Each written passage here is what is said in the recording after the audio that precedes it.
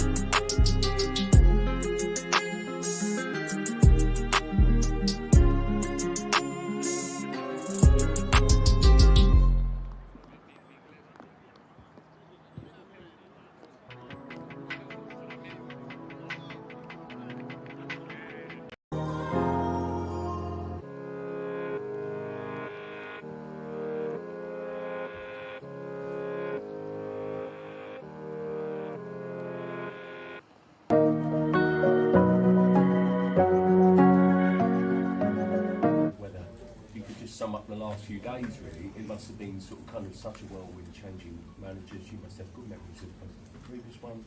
Excited to be working with the new one. Yeah. Tell us about the week.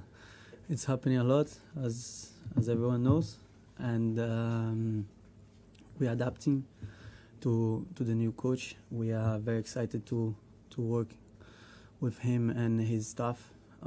It's been pretty good the first few days, and of course we had a great time with Thomas. We appreciate everything he did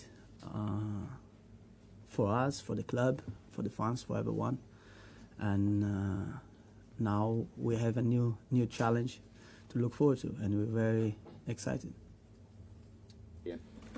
Hi Georgina, how are Hello, you? good, thank you. And you? I think last week everybody was a little bit shocked after the Zagreb game that straight away Thomas Tuchel was sacked. First of all, were the players shocked, or did you think it might be coming? And secondly, can you just give us an idea of what in the dressing room was said between the senior players straight away afterwards? It was a surprise, of course, for everyone.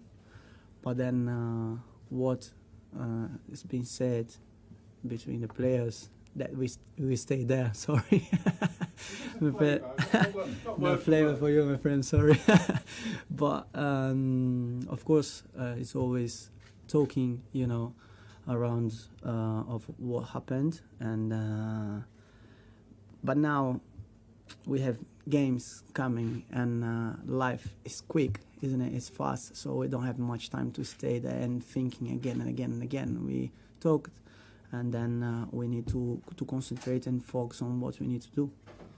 Cheers, got Jamie, then Dilla. Yeah. Hi, Jorginho. Hello. Towards the end, Thomas said on a couple of occasions in press conferences that the side were mentally weak, that they were making too many mistakes. It's also been noticeable that maybe it would be fair to say confidence is quite low at the moment. Do you think those are fair accusations, and is that Graham's first job to rebuild confidence? You didn't use the accusation word, but it was his feeling in that moment, and he said that to us as well. And we tried what we could, to try and do our best. It's what we do, and unfortunately, it wasn't working anymore. And I think the new challenge now is to rebuild that confidence, maybe, because we are here at Chelsea, a big club, and we have, of course, a lot of work to do. And to do that, we need to work everyone together in the same direction. Andy. Hi, Georgina. Hello. I think it's a fairly obvious question, but I just wonder if as a group of players you feel a sense of responsibility for what happened to Thomas, and then moving forward, I just wondered, it was so quick, how you all dealt with it, because on Wednesday morning Thomas Tuchel was your manager, and on Friday, possibly even Thursday, this guy was coming in and saying, "Hi, I'm your new boss." I wonder if you could talk us through how he introduced himself to you all, please. He came with an idea, and as I was saying before, life is fast, life is quick, and we just need to try and understand what he expects from us, and try to do the best way we can do it. And about the responsibility, of course, because we are a team, isn't it? We are a team, and it's not one person responsible for what happened with the team and the group on the pitch. Everyone is responsible, so of course it's our responsibility as well for what happened. Okay, Adrian, then Carrie. Georgina, what's it like for the group when you have a managerial change, particularly mid-season, where you have to adapt very quickly? You haven't got, for example, the pre-season that you would have had with a couple of Chelsea managers you've had. Is it unsettling, and how do you adapt so quickly as you got to now?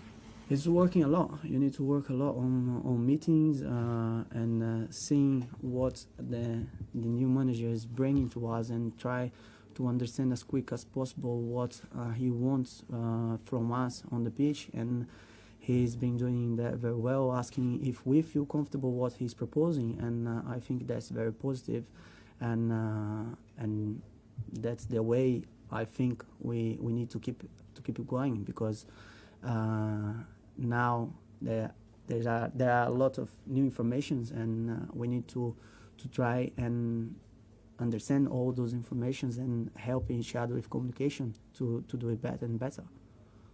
Carrie. Hi.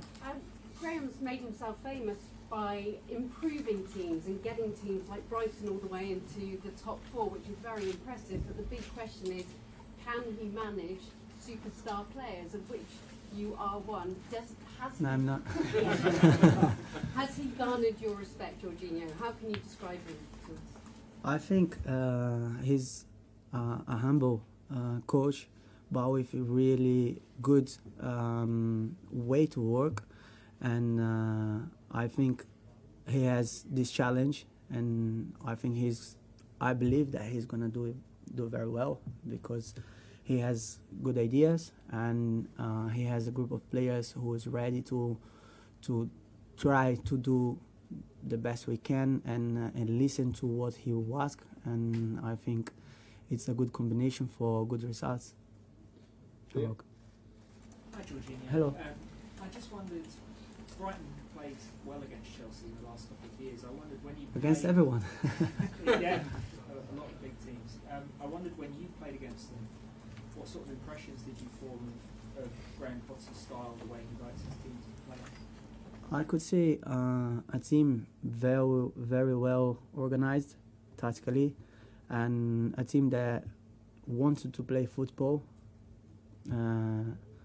making so many passes, hurting the other team, trying to hurt the other team with the ball through the lines, attacking a lot, pressing high.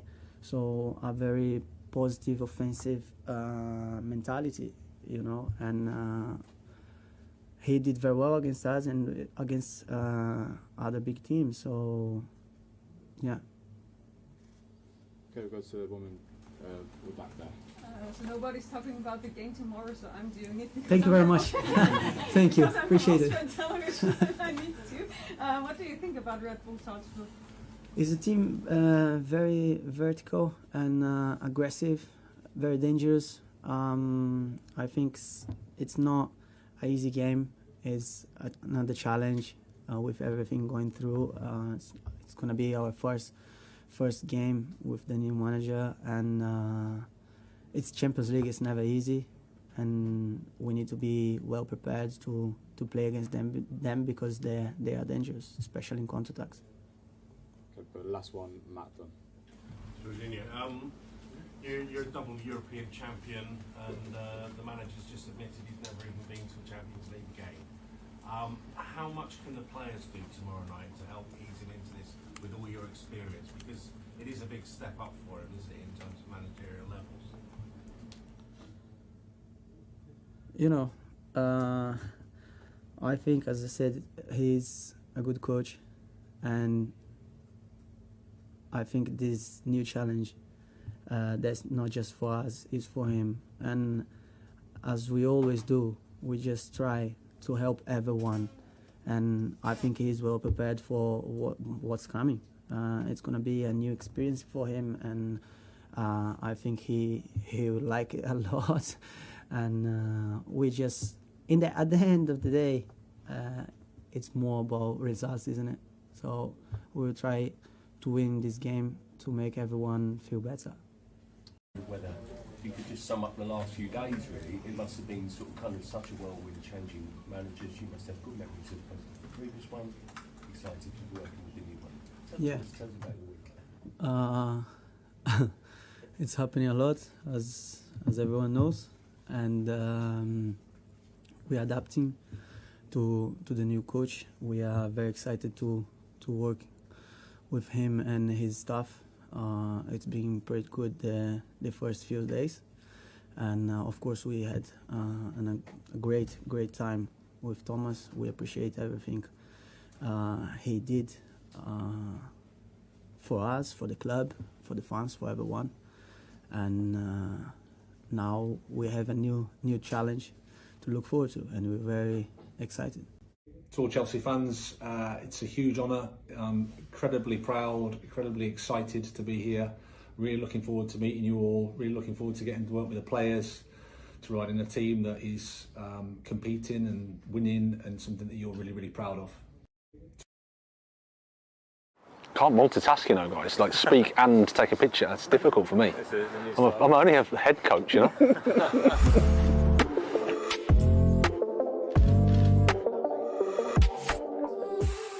It's the start of a really exciting period, I think. New ownership, who I was really, really excited with and impressed by.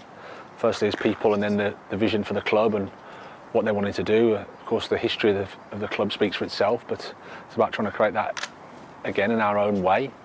My career, I suppose, has gone forward, and I had a great time in Sweden and come back to the UK and had fantastic experiences, and it's just nice to be able to take the next step and to be able to work with an exciting group of players that we have here and compete at the top, you know, try and create a winning team, and that's a fantastic opportunity for me. It's an amazing history, fantastic tradition,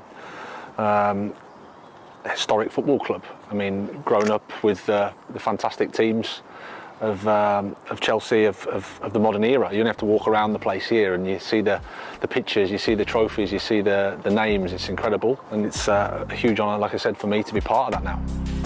I like players to enjoy the football, so that's really important, that you can create a team where the players actually enjoy playing, because I think that can then transmit to the supporters, and ultimately the most important connection at a football club is between the team and the supporters. We like to play in a balanced way, in an attacking way, with good structure, but ultimately players have to feel free to make decisions, to express themselves, to be positive, to play with pride and enthusiasm, because it's a wonderful opportunity to play football professionally, and now it's about winning. It's about creating a team that competes, that has respect for each other, that is honest, that works together. So it's a combination of, I would say, football and human values that we try to work with. I think you have to understand that they're human beings first, and the key thing is to try to understand them, understand what motivates them, and understand what they're like as people, and then to try to, from that, try to come to some common ground, try to build relationships, to try to communicate effectively on a daily basis, and build respect, build trust, build honesty, and. So my starting point was always be the person first. I had a football career that I was very fortunate to have, that gave me loads of opportunities, loads of experiences, and then my education after retiring, I suppose, gave me a chance to put that into some theory, you know, to put some context to the experiences. Challenges abroad meant that I could widen my thoughts on myself, on life, on football, which was a fantastic experience for me. So all those challenges, all those experiences, I think, shape you as a human being. They make you grow, they make you develop. I always think that in order to get better, you have to take a little step outside of what's comfortable. And our job as coaches is to provide the players that opportunity to do that. Everybody wants to improve, everybody wants to compete, everybody wants to be part of something, and I think our job is to try and create that environment where that's possible. I had a young family, and they gave up a lot to come over, and it wasn't exactly Barcelona or Monte Carlo. It was Östersund up in the northern part of Sweden, but I think that's what life is about. Life's about taking risks. It's about doing something that's a bit outside of what you're comfortable with, because then it allows you to grow and develop, and I'm forever grateful and thankful for that experience I had. It made me a better person, made me a better coach, and it's made me who I am today. So it was an incredibly powerful experience, and one I'm so grateful for. When we took over at Brighton, the team had just finished fourth from bottom, I think, played a certain style. Chris had done a fantastic job keeping them in the Premier League, and the remit was to bring the age of the squad down, was to change the playing style and to align the recruitment together with winning football matches in the Premier League. And everybody will know that it's the toughest league in the world. It's if you want to talk about how you can keep your message going forward, if you want to talk about how to convince people that you're on the right path, it's winning. And when you're sort of down the bottom, or you're fighting for that position and you're trying to develop the club, that's the challenge, I think. So we've learned a lot. We've learned a lot in the Premier League. You learn a lot about what you can deal with, about the ups and downs of it, about how you have to take responsibility all the time when things aren't going well. But I think we can use the experiences in a really good way, and we're a lot stronger and a lot better for them. Surreal, hectic, a whirlwind, exciting, amazing. A little bit of sadness, of course, because you're leaving some good people, but very, very happy and excited to meet some new people. So, whole range of emotions, but overall I would have to say really, really happy and very proud. It's one of those places that fills you with incredible excitement when you come as an away team. The crowd are always very, very passionate. They're always getting behind the home side. It's a really, really tough place to play.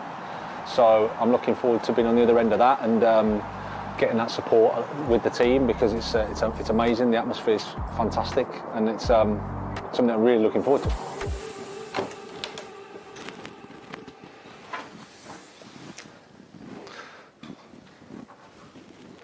How's the office feel?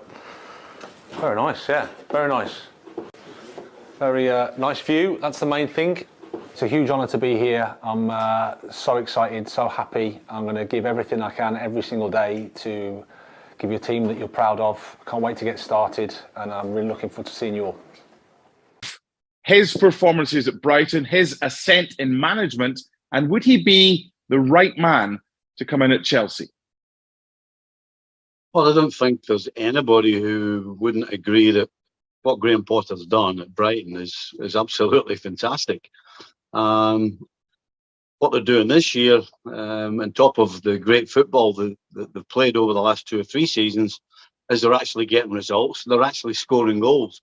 It's very difficult not to understand that eventually Graham Potter's going to get a chance at the so-called big clubs.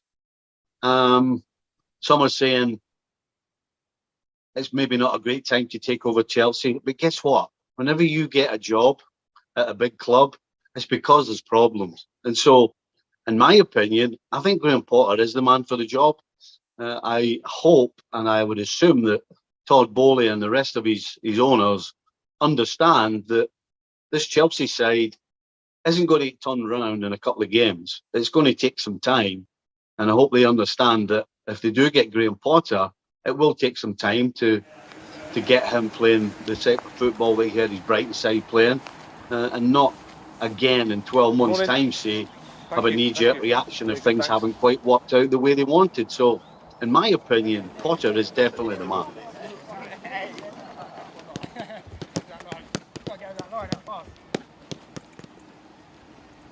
Last couple of fellas, just yes, that's one. One else, two, three.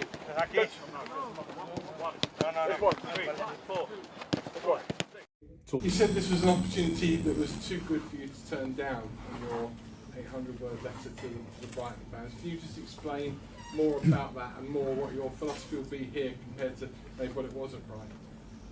Well, you have to look at the football club here, the tradition, the quality, the size of the club, the ambition of the club, to compete in the Champions League, to compete at the top of the Premier League.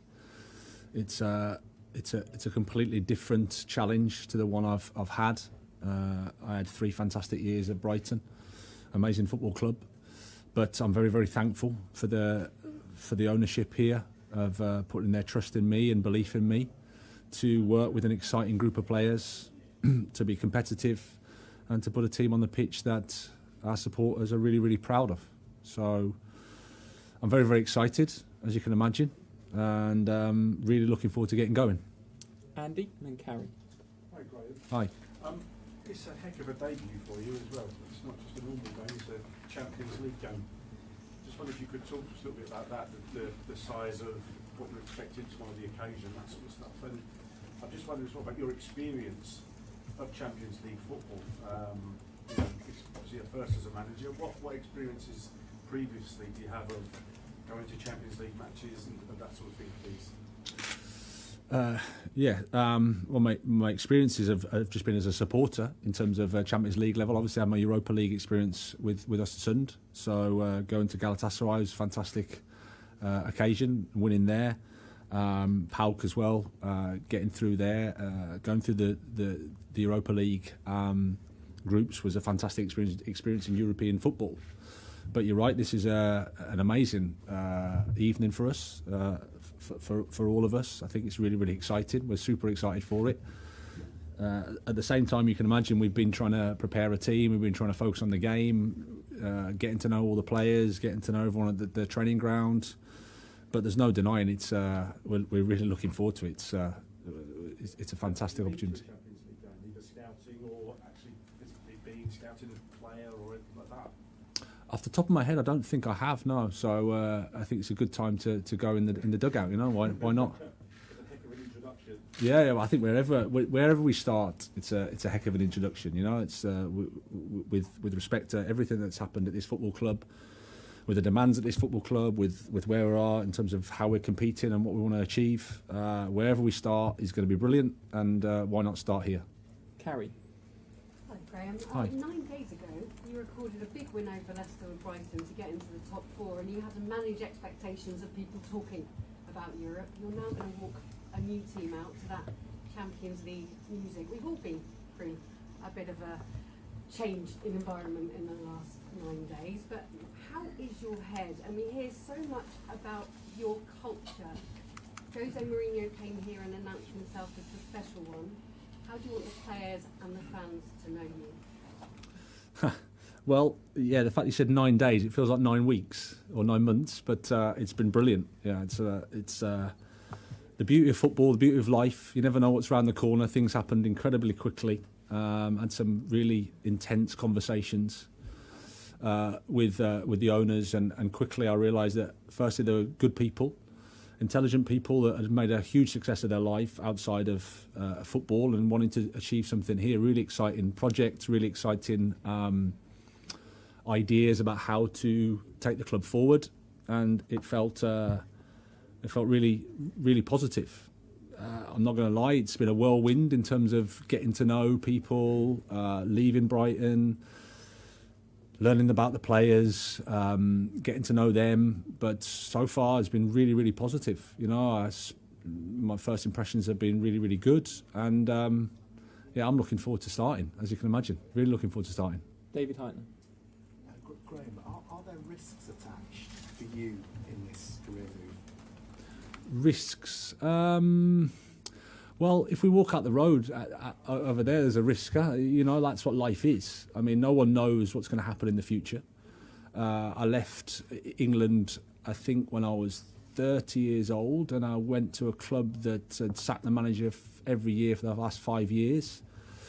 4th tier in Swedish football, left a secure job, I left my wife's business, and you know, for an opportunity. And 17 years later, after taking, I think, careful steps with my career, I haven't just jumped at the first opportunity. I've tried to understand what was involved and whether it was the right time for me to take a next challenge. But I think that's what life is. You know, life's about going outside of your comfort zone. It's about taking responsibility. It's about believing that there's more to us than what sits here now.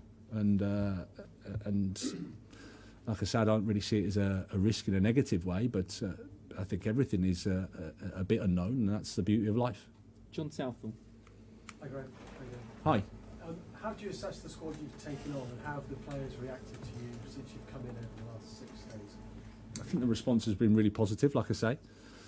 A really honest group, a really responsible group. They've been positive around the training ground. They want to achieve, they want to do well, and I'm absolutely happy with the team, happy with the squad. The group's got a lot of quality, and I'm looking forward to over the next few days and weeks getting to know them better and better. Is there a frustration that after this game you're not going to have another one until the beginning of October, and you're not really going to get that chance, are you?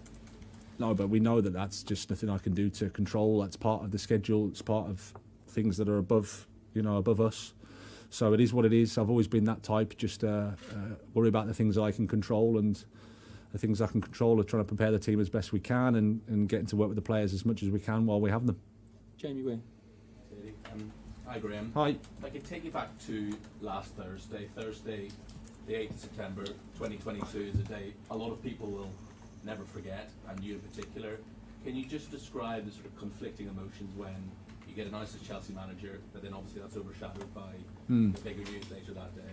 Yeah, it was one of those days where we'll, you know, in 20 years, 30, 40 years' time, we'll go, where were you when that happened? And that'll be easy for me to answer, that's for sure. A seismic day on loads of levels, because obviously I had the personal exciting news of being here and everything that went with that. And, you know, without sounding silly, I was the main news, I guess. And then sadly, I didn't become the news at all. And, you know, the Queen, who's someone that's been in all of our lives, you know, passed away, and it was an incredible story.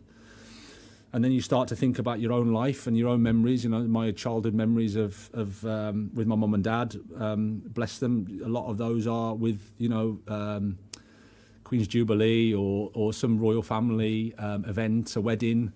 So you start to think about, wow, how constant she's been in all of our lives, and pretty quickly your thoughts are with the family. The Zarkentella. Hi, Graham. Hi.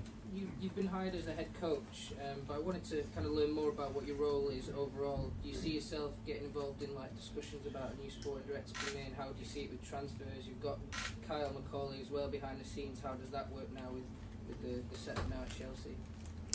Well, predominantly I've always thought that I'm a head coach. My job is to help the football club, and I've always taken that approach. I was lucky that I had an opportunity in Sweden to sort of build a football club. And what I got from that was that the club is always the most important thing. You know, we're just here to serve the club and do our best, and that's they take the directive, and we want to try and help as best we can. Kyle is one of my members of staff who's been with me for 10 years. Really important in terms of recruitment. So a lot of the conversations that I think you need in terms of between ownership and the board can be had via him, because he knows me well and he knows how we want to play, and he knows the culture, he knows the environment, and as you'd imagine, those conversations often are time consuming. So he's really, really important for me. Not to say that I don't try and help the club in terms of making decisions around transfers, but my main job is to help the guys that are here, help the players that are here, and help them improve and put a team on the pitch that, like I said, our supporters are proud of. John Cross. Hi, Graham. I was just going to ask you that it must be really important for you to connect with the supporters straight away. What can you kind of look to promise them? Sort of entertaining football. I guess what's your mission statement, basically, going forward? Yeah, I think I've always said the connection between the supporters and the team is the most important thing. You know, and obviously I'm the head coach and a member of the team, and an important member of the team, but no more important than anybody else, I guess. But I'd love their support, and I think everything that I've heard so far is I have that, and it's amazing. I'm very, very thankful for it. In terms of what I can promise, we're playing a game that is uncontrollable, so I can promise that I'll do my very, very best every single day, take responsibility. The team that I'd like to see is one that is balanced in terms of attack and defence. A humble team, a respectful team that when they don't have the ball, that runs hard and runs and fights, because I think that's important also. We want to entertain, of course we do, but we also want to win. I'm respectful of the Premier League, I'm respectful of my opponents, that there's a lot of teams that want to do the same thing, but we want to create our own team, our own identity, so it's recognisable. Supporters understand what we're trying to do, can see what we're trying to do, and we'll fight every day for it. Nick Purewell. Hi, Graham. Hi. How are you fixed with injuries? A pretty prosaic question. I appreciate that Edouard Mendy wasn't at training this morning when we were there. Will he miss the game? How are you fixed otherwise? Yeah, he'll miss the game. So will NG. Apart from that, everybody's fine. Both of those guys are progressing well, but the game's come too soon. But apart from that, we've got a fully fit team. Is Mendy's injury a knee?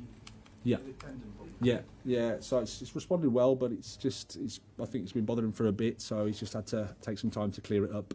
Don't think it'll be too long, but at the moment he's not available. Tom, then Jason. Hi, Graham. Hi. Can you give us an insight into your decision-making process when you were first approached about taking this job, and maybe who you spoke to, family, and that sort of thing? Yeah, I mean, well, my immediate family, my wife and my children. My children are 12 and 7, so I didn't bog them down too much with any conversation. But my wife, bless her, has been with me on this journey for along the way, so that was important for me to have that conversation. And then it's about my staff, and obviously hearing the owners here. We quickly had to make a decision. There was a lot of talks. It was very intense, but like I said, I got a nice feeling for the owners on a human level. Good people, very intelligent people that have an understanding of what they want to achieve. They've thought in the long term. They had a plan. So that was exciting, and then it was. We were happy and we were secure and we were in a good football club. So you have to acknowledge that as well. But the challenge, as I said at the start of this conversation, was too big to turn down. It felt right for me. I'll always be respectful and thankful for Brighton and Hove Albion, but this club is an amazing football club and it's an amazing challenge for us. Jason. Probably quite a tricky question, Graham, but obviously in the past, Chelsea have a history of hiring and firing managers. They turn over managers very, very quick. If you'd been approached under the previous regime, would you have been less inclined to take the job?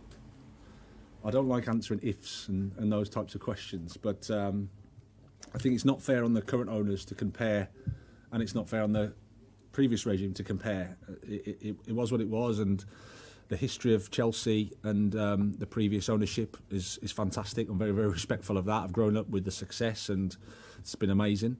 Our job is to create our own history, our own path, and that's what we're going to be focused on doing. Adrian. Graham, you spoke earlier on about leaving to go to Sweden earlier on in your career. When you made that step, was eventually coming back to this level and working at a club at this level, was that always something you expected would happen, or was it something that felt too far away? Well, when I left England to go to Sweden, I think I was working in the 9th tier of English football, and then I went to the 4th tier of Swedish football. So in terms of where I sit now, there's the bottom, and then there's like a load of levels, and then there's me. So I didn't have any plan that I'm going to be here sitting in front of you guys. I've never had that, to be honest. Was it something you thought? Yeah, well, yeah, in terms of ambition, of course, you want to test yourself at the highest level that you can, but I think ambition is one thing. I think like I said, responsibility is better in terms of work as hard as you can in the job that you are, do as best as you can, and take the steps when it's the right time to take the steps. I always just focused on, there was no grand plan. I just focused on doing my best at every club that I've been at, try to, as I said, take responsibility, try to analyse any mistakes you make, try to move forward, and then it's just about life, isn't it? No one can predict how it's going to go, no one knows, and that's why it's so beautiful. Liam Twomey. Hi, Graham. Hi. Welcome. Thank you. You've got a very deep squad here of established international players. You've also got some young players with first-team aspirations who signed for a lot of money. It's always been regarded as one of your strengths to be connecting with players and man management. So how do you approach that in this sort of situation? Well, it sounds strange, but I approach it as I've approached every job and every football club, with the greatest respect to every environment and every context. I know that this is a different environment, this is a different context, but we're still working with people, as far as I know. And then it's about understanding them, treating them with respect, getting to know them, trying to communicate as clearly as possible, and build relationships. You know, that's how it is. There's all sorts of narratives out there that top players are this, top players are that. Believe you me, in my experience, people are quite complicated. People have egos, people have different things that challenge, and that's the fascinating thing about this job. I think it's something I really, really enjoy. Okay, last two, Matt Dunn and then Adam Newson to finish. Hi, Graham. Hi. We've moaned in the past, well, mainly young English managers have moaned in the past that big clubs don't appoint young English managers. And certainly English players at Chelsea haven't always done as well as we perhaps hoped they might do. With the kernel of English players you've got here and your own experience, do you see a sort of philosophy change in that regard? And do you see yourself as sort of a beacon or pioneer for those talented English managers who now might get those chances? I just see myself as a coach, not necessarily an English coach. Is the first thing I would say, even though I'm tremendously grateful for my family and for my history and from everything that I've had to come to this point. I'm grateful for the 7 years I had in Sweden as well, which shaped me as a coach and a person. So I don't know. Like I said, I left here when I was 30. I'm now 47, and in those 17 years, I've,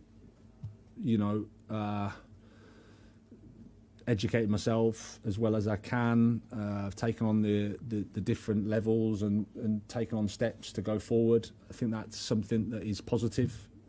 In coaching, no matter where you're from, you need to always take responsibility, always believe that you can be more than what you are now, and help the football club that you're working at as best as you can.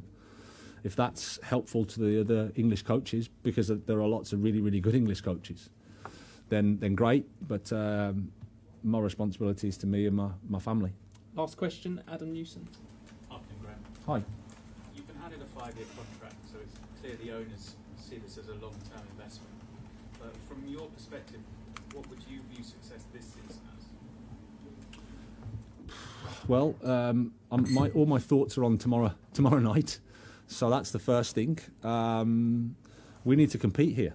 That's how it is. We have to compete. And as I said earlier, I have respect for the Premier League. I have respect for the Champions League. I have respect for the competitions that we're in. But we're Chelsea. There's no guarantees. Resources alone isn't enough, as we know. It's about connecting with our supporters. Hello. We have the lineup already. It came out a little earlier, so good morning, good afternoon, good evening, good night, good whatever time. Thank you so much for stopping by.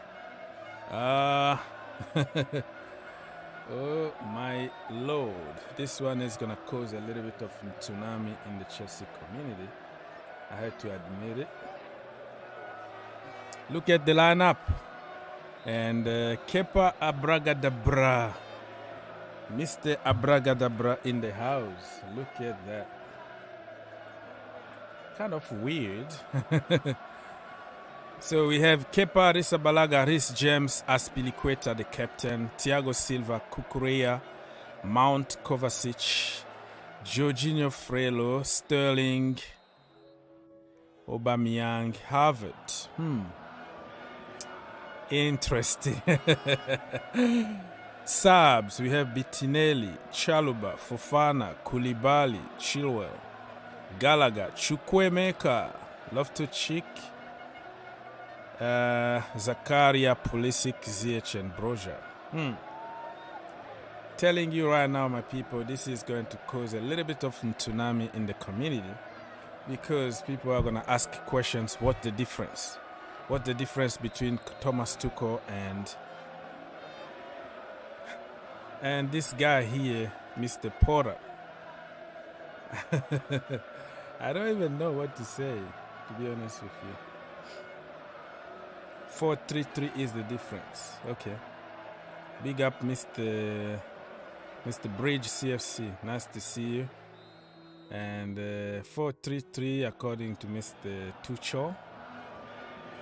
And oh my goodness, Lord, I don't know. Listen, my lineup actually was Kepa, James. I didn't put Azpilicueta. Thiago Silva was there. I didn't put Cucurella. I put Mount, Kovacic. I didn't. Jorginho, I say, don't be surprised to see Jorginho in the lineup, and I got a lot of sticks for even mentioning Jorginho. It's just common sense. The manager just came in the team. He doesn't want to change too much, and he want to trust probably the core of the team. So I think they're going to play differently if Jorginho doesn't play from the number 6 position, and let's just see the instructions that he's going to give to his players. You know, it's very hard to judge at the moment, but kind of weird, you know, kind of weird, to be honest with you. So let me, oh my goodness me, I don't know how to think about this one, but we have to trust the process, I guess. We have to trust the process. Let me double check. Give me a few seconds here. Where is what do you think, people? Get in the comment or call us or whatever, you know. Let us know what you think about this very first lineup for Graham Potter. And let's see. Oh my goodness. You can let us know now by calling or by just commenting and send your questions, because remember, I'm here for the people. The show is all the people. Everybody is welcomed to come here and talk to us. Oh man, I don't know how I feel so far, but I'm confident that the setup is going to be different. The way we play is going to be different, and we're going to score goals. I said we're going to score 4 goals today. That was my prediction. So still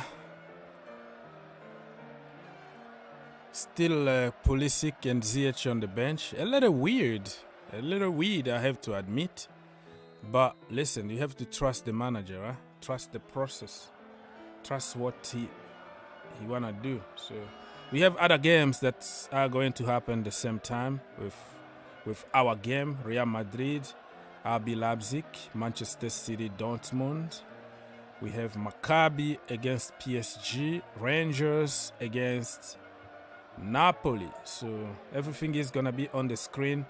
We're going to focus on the Chelsea game because we want to see what the manager is going to try to do. All right? Oh my goodness. Any question from you people, just ask.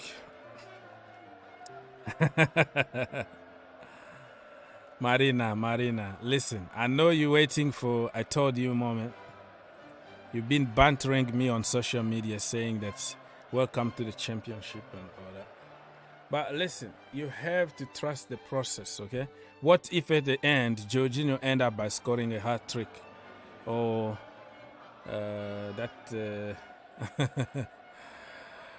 yeah, kind of weird, really. No Koulibaly, Thiago Silva. So Thiago Silva, Azpilicueta, and Cucurella, and James. Are we playing 3 at the back or 4 at the back? I don't know yet. I'm still all over the place. So anybody that knows how and what kind of formation we're gonna play, please get on the phone, call us, or just let us know. Let us know what you think. This is a little strange. How about the height? What about the height in that front? It's front 4-3-3. Let me see. So Mount is playing in the midfield 3 just to protect Jorginho. Kovacic is there to beat the pressure. Jorginho is there to recycle the ball and all that. Jorginho need to prove people wrong today. You know, I made my preview video like a few days ago, and some people got on me even for mentioning Jorginho's name. I was telling people, it's just common sense, you know, it's not rocket science. It's just common sense sometimes. When you are a new manager, you come to the team, you don't want to like change too much immediately. You have to keep certain players. And I told you people, remember, you have to keep your eye open and give Jorginho a second chance. That's what I said. So it's up to him to prove people wrong. So, and some people say that with you, if you were the manager, we were going to be relegated. That's why you are not the manager. I'm like, yeah, that's why I'm not the manager.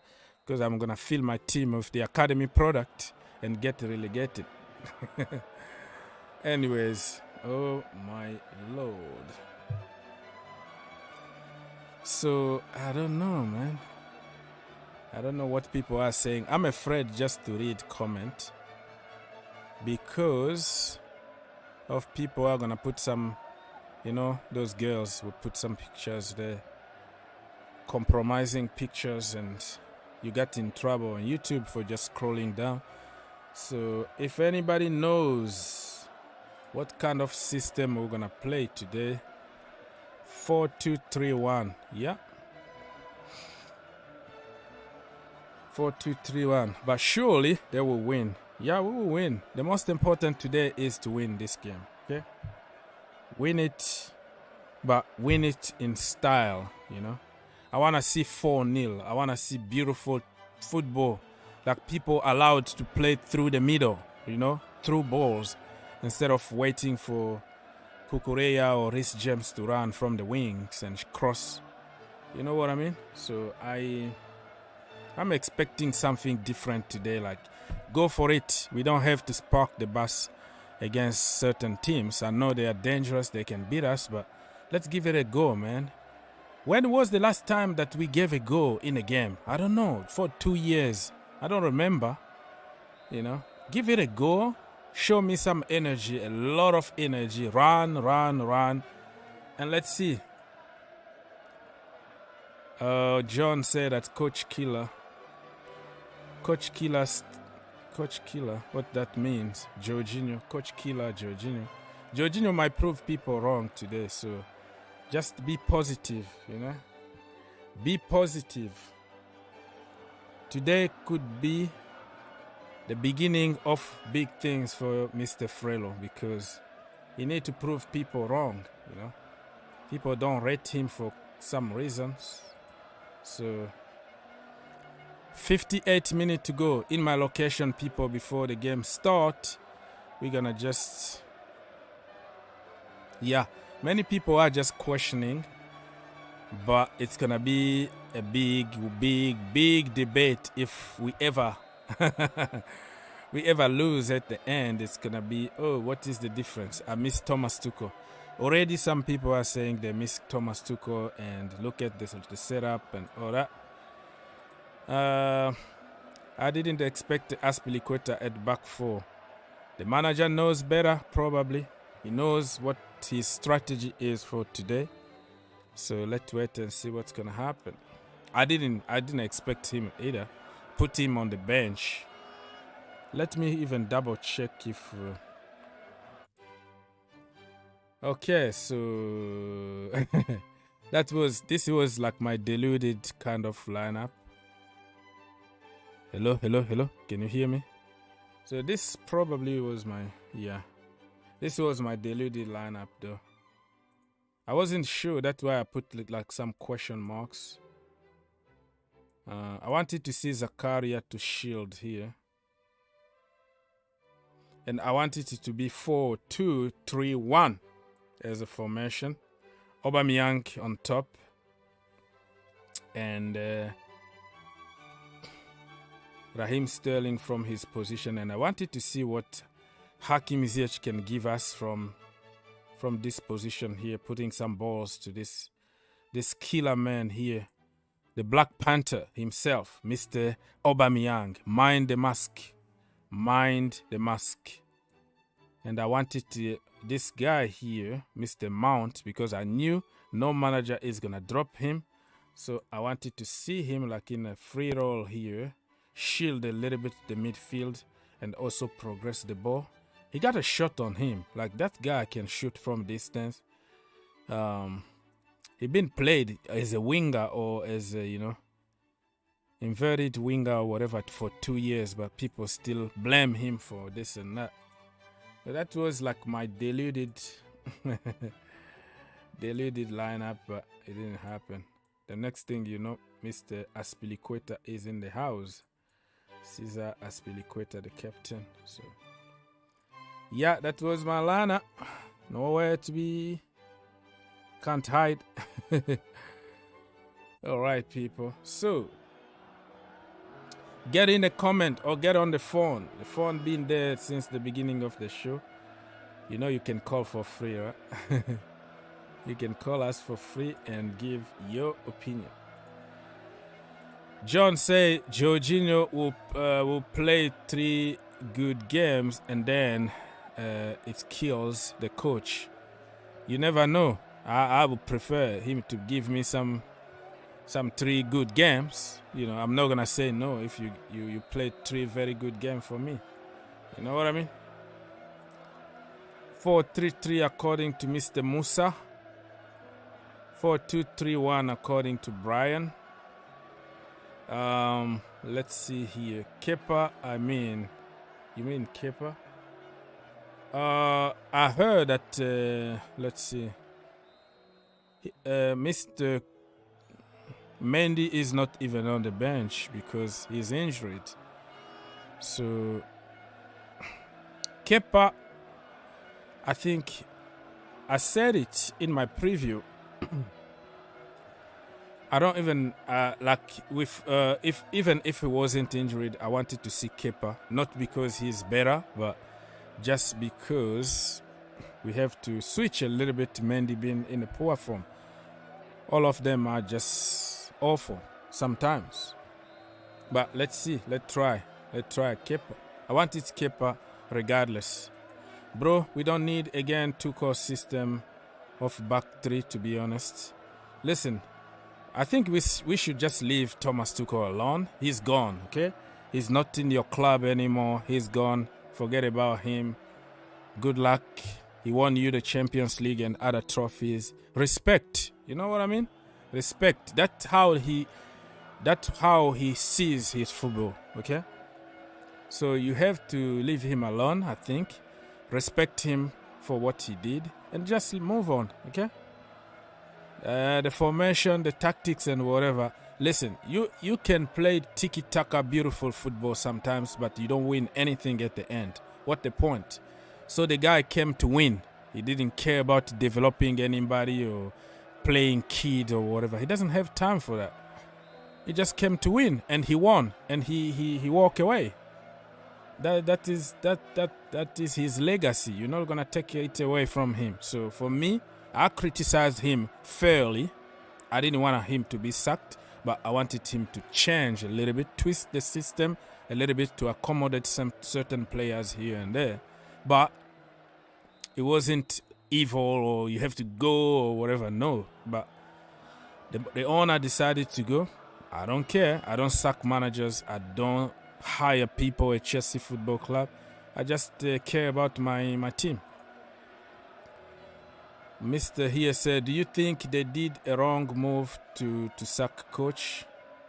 I don't know. You have to wait and see. The wrong move, depending on how you see it, for people who just want to win now at any cost and buy, and no structure, no process, they will see it as a bad thing or wrong thing. But only the future is going to tell us if it was the wrong thing or was the good thing to sack manager, to sack Mr. Tuchel. 70 years old plus. Who on the bench? Who on the bench? I talked about the bench already, right? You can see Bettinelli, Chaluba, Fofana, Koulibaly, Chilwell, Gallagher, Chukwuemeka, Loftus-Cheek, Zakaria, Pulisic, Ziyech, and Armando Broja. If a strong bench right there. This bench cost how much?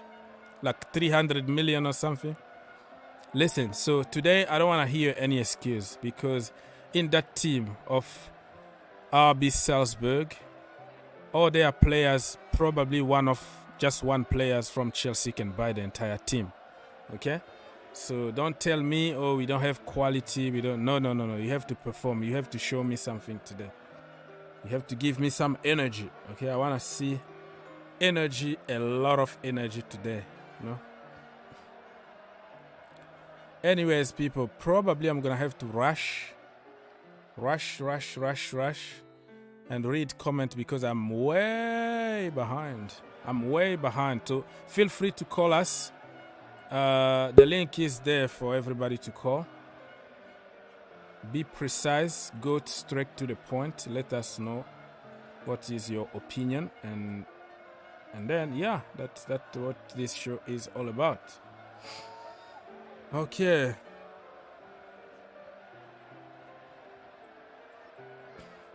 Let me minimize certain things for now because the game hasn't started yet, so. And I'm gonna have to change this shirt. It's a good shirt, but it got some green stuff on it, you know, this retro thing. So it's making me look like a zombie because of the green, with the green light, with the green screen. It doesn't match. Yeah, so. Anyways, people, keep commenting, keep subscribing, liking. The more you like, the more people are going to join us here to watch the game together.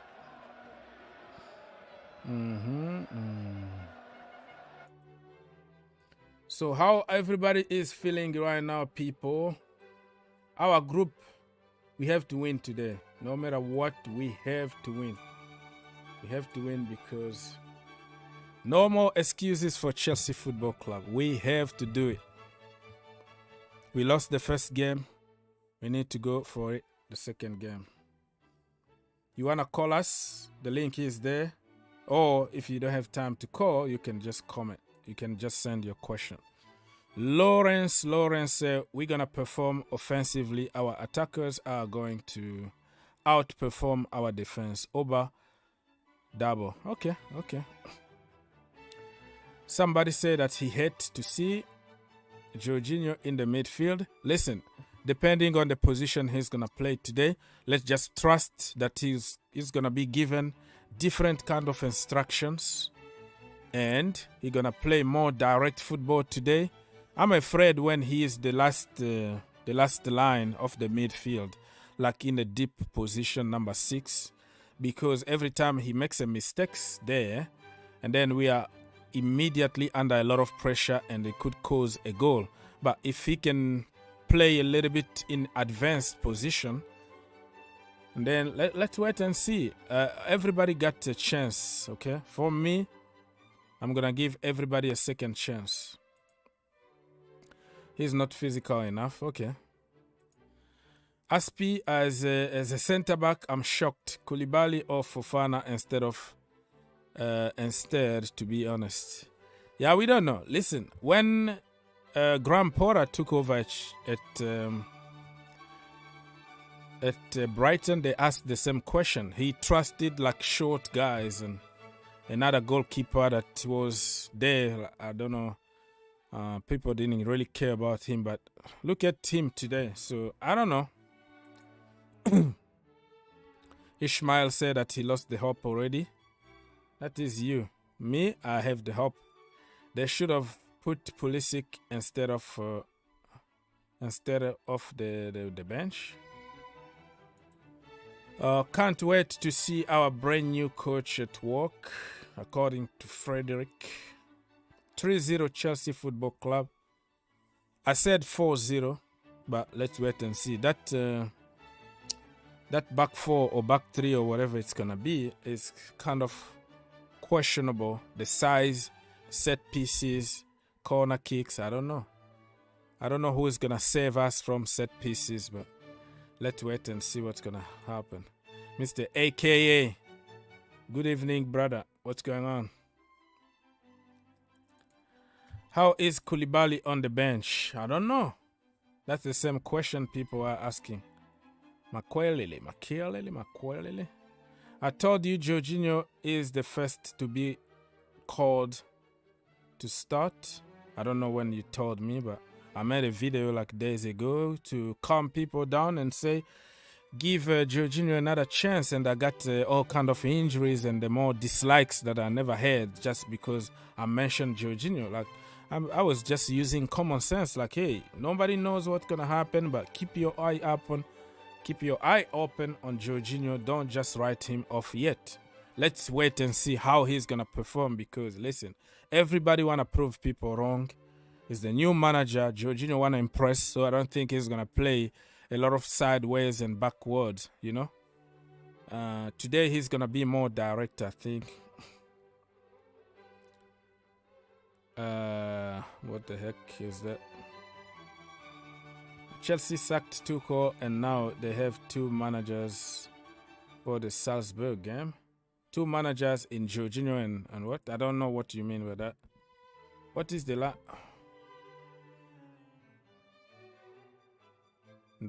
Don't get what you're saying. 4-2-3-1. Yeah, that could be the thing. Jorginho will make us concede. Just watch the team we about to play. They press well. Jorginho sub after 30 minutes.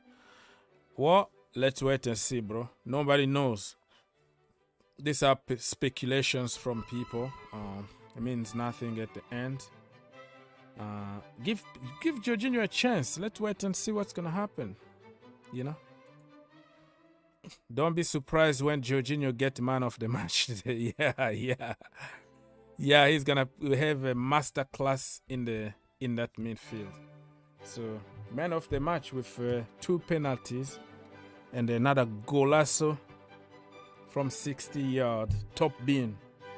Jorginho Frelo today. Watch out. Watch out. Give him a chance. Jorginho Frelo, give the brother a chance, okay? Let's give that brother a chance. People, why are you not calling today? I don't know why. But you can participate by commenting, sending your question. True Football said that I think I'm going to experience first and then see what could be changed. Experimentation in such a game is not a good idea, though. Probably he doesn't want to lose his first game. Let's be honest here, right? He doesn't want to lose his first game as a Chelsea manager. So, okay, so let me now take some calls live.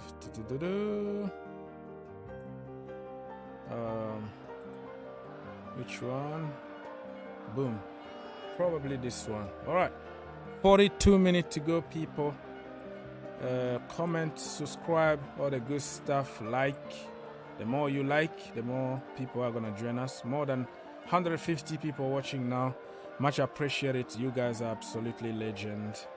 Let me fix my calling system here very quickly so I can start getting people on.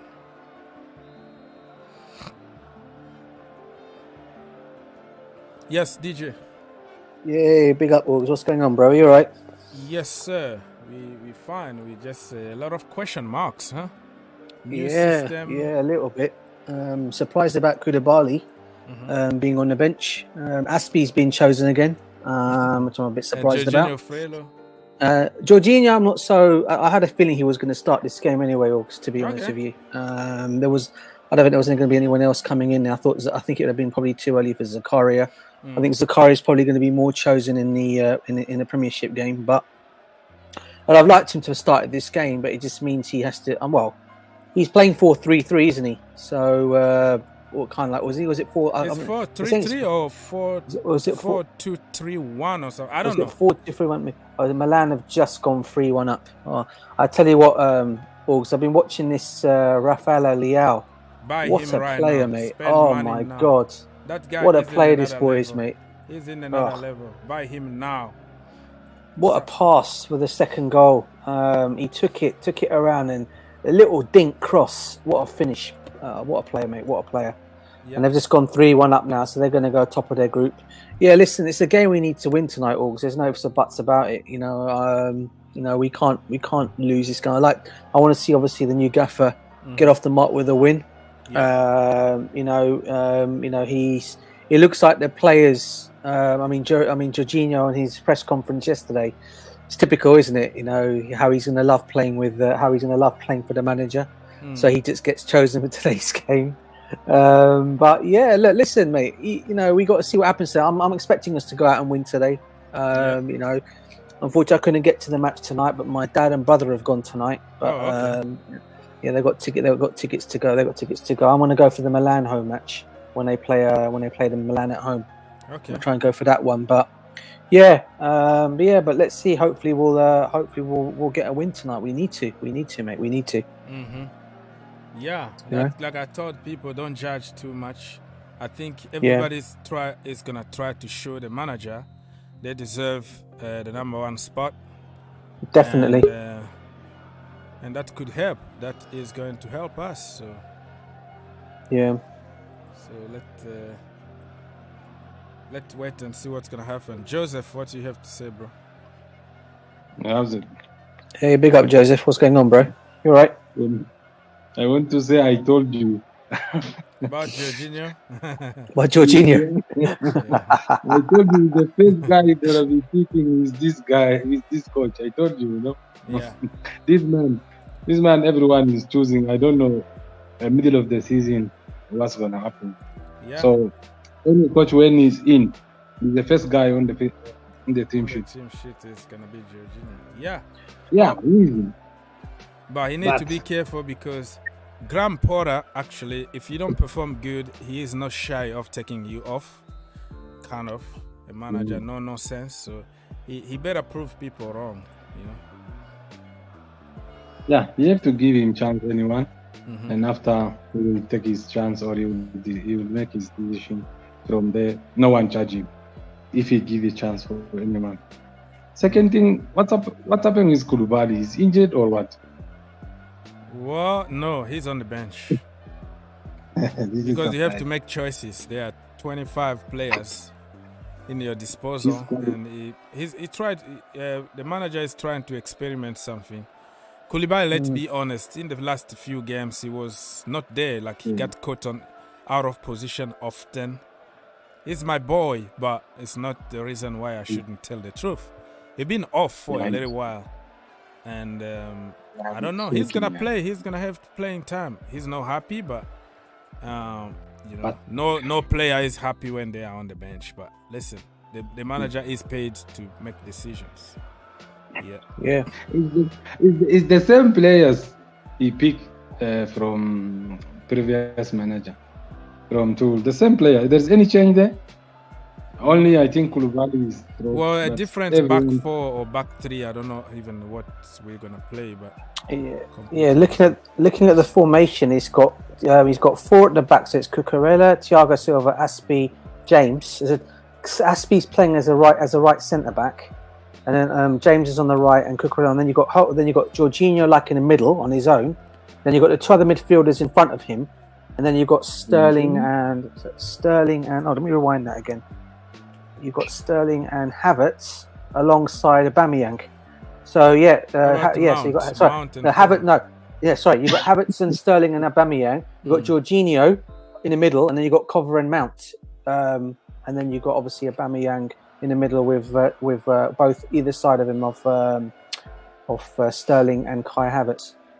So yeah, I mean, let's see what happens with it, mate. We need to, as I said, we need to win tonight. It's a must win, mate.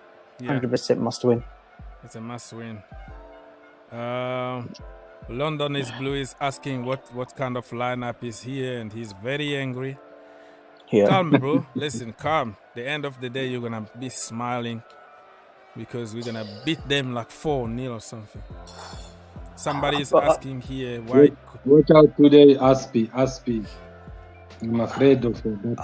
I think what surprises me, their danger man. Is it Sericic, the guy up front? He's supposed to be the next Haaland. I think he joined. Or whatever his name is. Yeah, isn't he? He went on. Leipzig signed him, yes, but he's gone back on loan again, isn't he? Back to them. Yeah, I'm worried about him. I'm worried about him tonight. Against that, he could cause problems. He can cause problems. Yeah, we wanted actually to sign him, but he chose to go to their parent club. They are the same team, anyways. Yeah, Salzburg and Leipzig. So, but he's a good one. He's a very, very good player. But let's wait and see how that is. Is going number 21. That's it. He's wearing number 21. Suchik. Is it Suchik? Is that his name? No, I think Suchik is another one. I know Is he that one? Sesko. I don't know what's his first name. Sesko.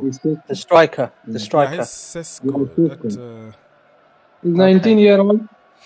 yeah, he's still something like that. 19-year-old. Something like that. Manchester good United are striker. trying to sign him That's the one. last transfer window. Yeah. It's Sesko. That guy is Sesko.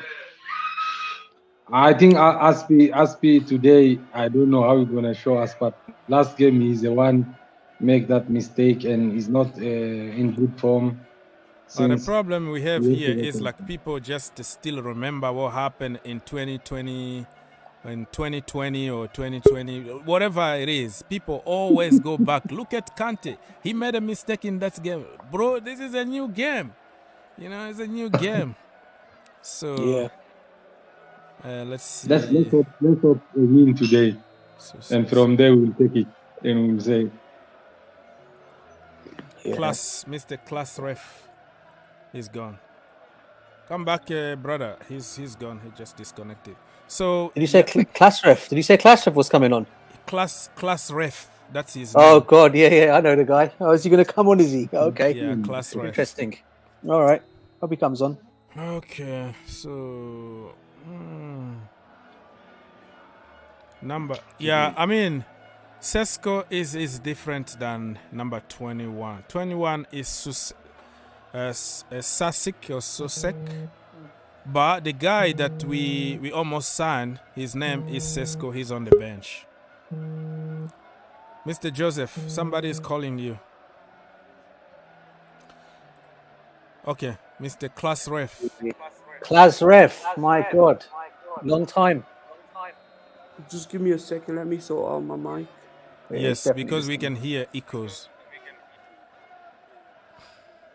Okay, people, so their names are very, very difficult to pronounce. Called Capaldo, Fernando. This guy should be a Brazilian because he got like a Brazilian name. Hello, Mr. Class Ref.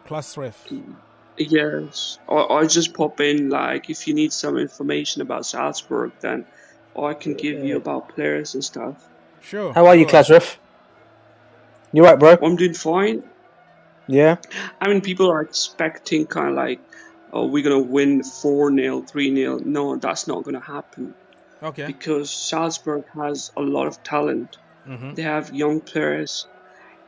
Imagine like Sesko is not able to get into the team because Okafor is banging goals, and then they've got Fernando. He's a Brazilian kid, bro. He is really amazing. Oh, wow. And then other than them, then they have got Adamu, who scored against what you call Reed last week. And he celebrates like Christian Pulisic too. And then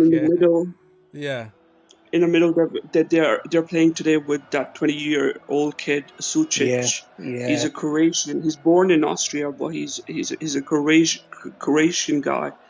But they also have got 18 years old Kamiri, Dijon Kamiri. He's 18-year-old from Burgenland from Austria, but he's not playing. He's on the bench. That guy is really quick. And then if you look at they're actually playing on a formation of 4-3-2-1. Okay. No, 4-3-1-2. 4-3-1-2. Okay. And Sewald is playing like Jorginho. He plays like Jorginho, but he's more of a defensive player. He's experienced. And then they've got Argentinian international on their right wing. He is really quick Capaldo. And then they've got Danish guy, Capaldo, and then they've got Danish guy on the other side who is really quick, Yarga. And then defensively, I mean, they're not even starting Solet. I mean, Solet is absolute their best defender. And they're starting with, I think, Bernardo, the guy. And then they have got a Croatian guy next to him, which is Palovic. And then they've got a Bosnian guy, Didic, who is absolutely, I mean, breathtaking. He's really fast. These are 18 years old guys. Wow, they can run the whole day. Yeah, I got you. Oh, bro. and then they've got experience, the captain Ulmer, and the keeper is they've got keeper like they've got 3 good keepers, but they mostly play with Kuhn, Philip Kuhn, and I think he's better than Kepa because he knows how to distribute the ball, and his saves are absolute amazing.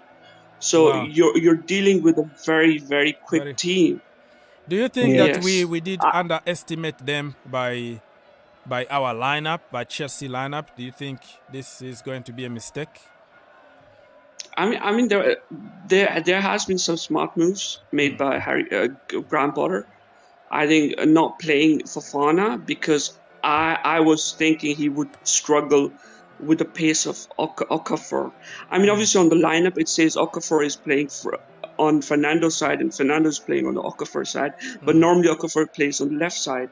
So Fofana would be struggling with Okafor because you saw against Orisic, he kind of obviously struggled a bit, right? And then Koulibaly, rather than, obviously you can't beat Okafor, right? Fofana can't beat that. Aspie can't also, but Aspie, the way he manages his space, the way he works with the defense, that might be more beneficial. But I don't know if maybe his experience might be able to kind of defend, Okafor better than Fofana.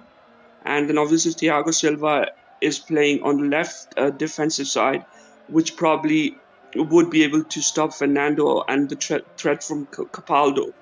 So Koulibaly obviously hasn't had the best of start. He has struggled. I mean, he scored a brilliant goal right again. What was it against Spurs, right? Yeah, he was. And then he kind of been struggling a bit. So I think Thiago Silva would be fine. Cucurella is kind of like Graham Potter's favorite player, so he starts. I don't know if it's going to be a good game or not. The mid would be really important because I think Jorginho, Kovacic are playing, and then I think Mason Mount and Kai Havertz might also be popping up in there, right? Because then obviously Aubameyang and Sterling can attack. So I don't know much about it, but what's going to happen? I have to go in 2 minutes somewhere. I'm going to the pub with my friends. No problem, my friend. Listen, it's really good. It's really good. It's not going to be one question for you. One question for you, bro. Do you not think? I think my only 2 worries obviously is Aspie at the back because of the young players they got. He's my worry. Do you not think we should have started Zakaria in this game over Jorginho? Yeah. Probably because Zakaria is not like he hasn't played much with Chelsea, right? Other than training. No, just so training, it would be a bit. Yeah, exactly. It would be probably very difficult to play against Ewald and Suchicic. I mean, these guys are absolute beasts. They have speed. I mean, Ewald is a bit slow, but then Kovacic can minimize the midfield with the speed issues, right? But I'm not really expecting a walk in the park for Chelsea. I mean, a lot of people are saying they got beaten by Bayern Munich 7-1 or something like that, but they did drew against Bayern Munich 1-1. And now they have a better team, and I think we are also linked with their director of football, right, Christoph Freund, and their manager is absolute class too. He's only young, he's 33, something like that, 33, 34. I'm not sure. He's a German Austrian guy. He's born in Germany, but he manages. He's lived in Austria most of the time, so he knows a lot about tactics too. So it's not going to be a walk in the park. It's not going to be a walk in the park. Yeah, thank you so much, Mr. Take care, guys. Take care. Take care, man. Enjoy your game and come back probably after the game. Thank you so much. Wow, that was a great call because he knows the team better. So, Sama, talk to me. Your brother Jorginho is in the starting 11.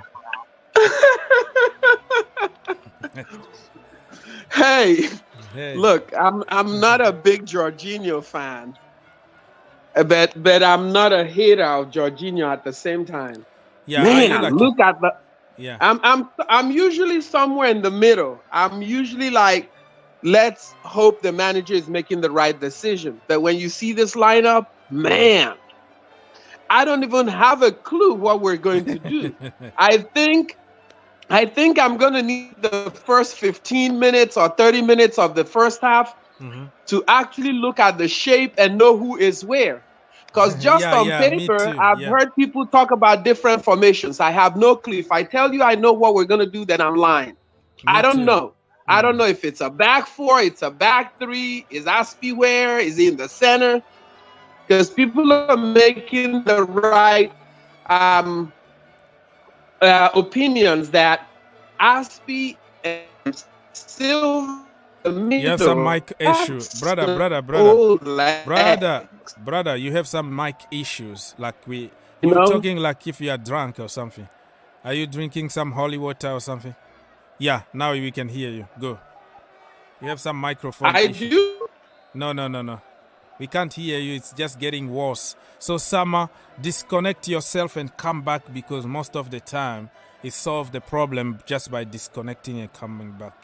So I'm waiting for you to come back, my brother, because it's just so bad. So I had to take you off, but you can come back at any time. People, so listen, I'm going to have to pay a lot of attention to this game. This is one of the games that I will be like focused. I have people over my house. So I'm going to have to watch this game really closely and see what Porter is trying to do. The good thing about him is he's not shy about like changing immediately if it doesn't work out. So let's wait and see what is going to happen. Let me see. Yeah, Sama is back. I see you. Let me read some more comments here. I see Victor is coming with the Jorginho thing. Bro, listen, give up. Give up on Jorginho for now. Give him a chance. Everybody got a second chance here. And we might see Jorginho with masterclass today. 2 penalties and a golazo. He might score a hard trick. Who knows? Depend on the setup. Depend on what the manager is asking him to do. In my preview, I said Jorginho actually might surprise people. Everybody deserves a second chance. Leave him alone. Let's see how it's gonna be. Let me see.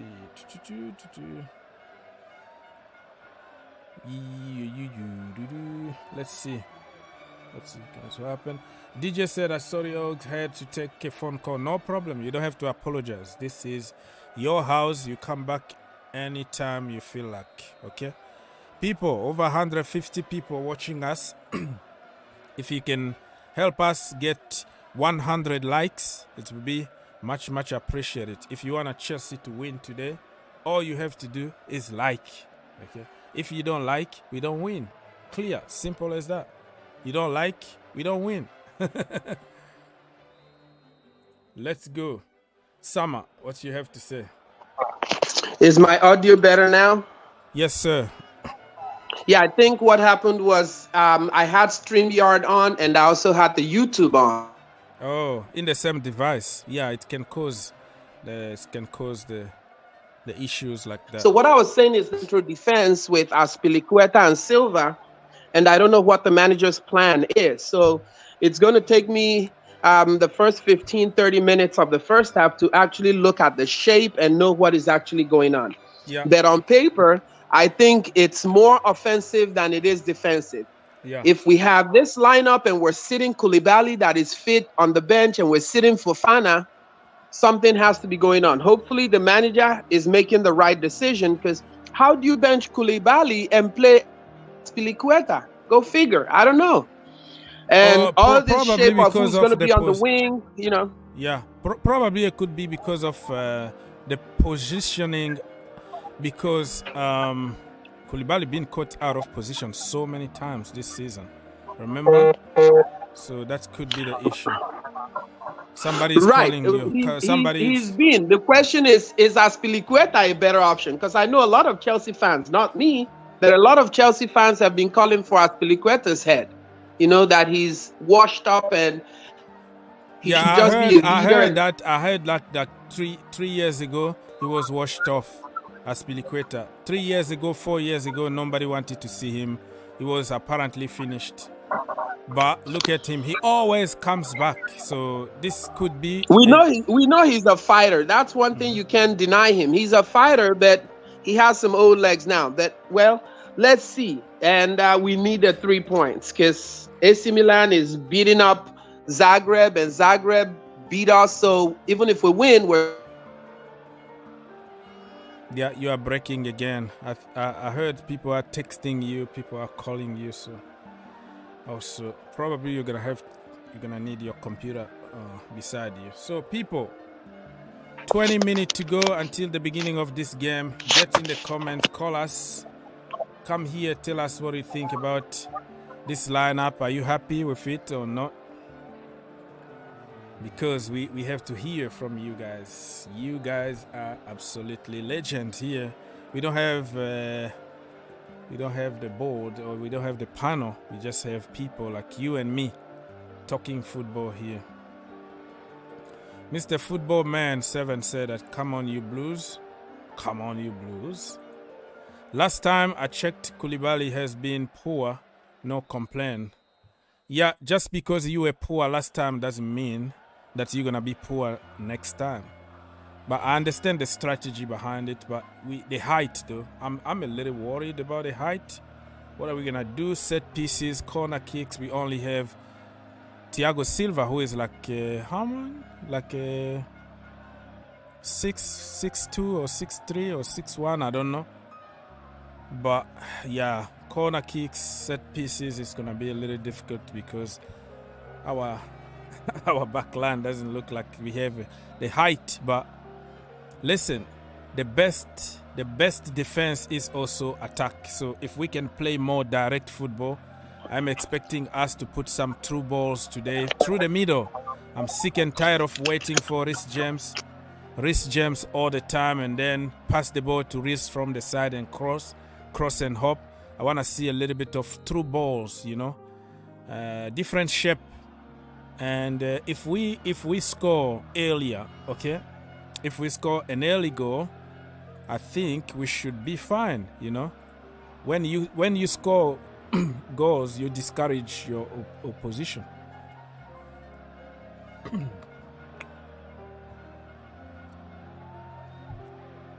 Some coffee. Sorry. Some coffee. All right. So I think the best defense is gonna be us attacking and like scoring goals before they score against us. So yeah. But Koulibaly, for strategic reason, I don't know, man. I'm not gonna complain on this one. I have hard time to complain. The manager just came to the job. Listen, this guy here said, "Vive la George, Jorginho, vive la George." Yeah, Jorginho, man. The guy was killed and buried so many times, but he's just like the Undertaker. He doesn't die, you know. Every time you put him in the coffin, he's gonna wake up. That guy don't die.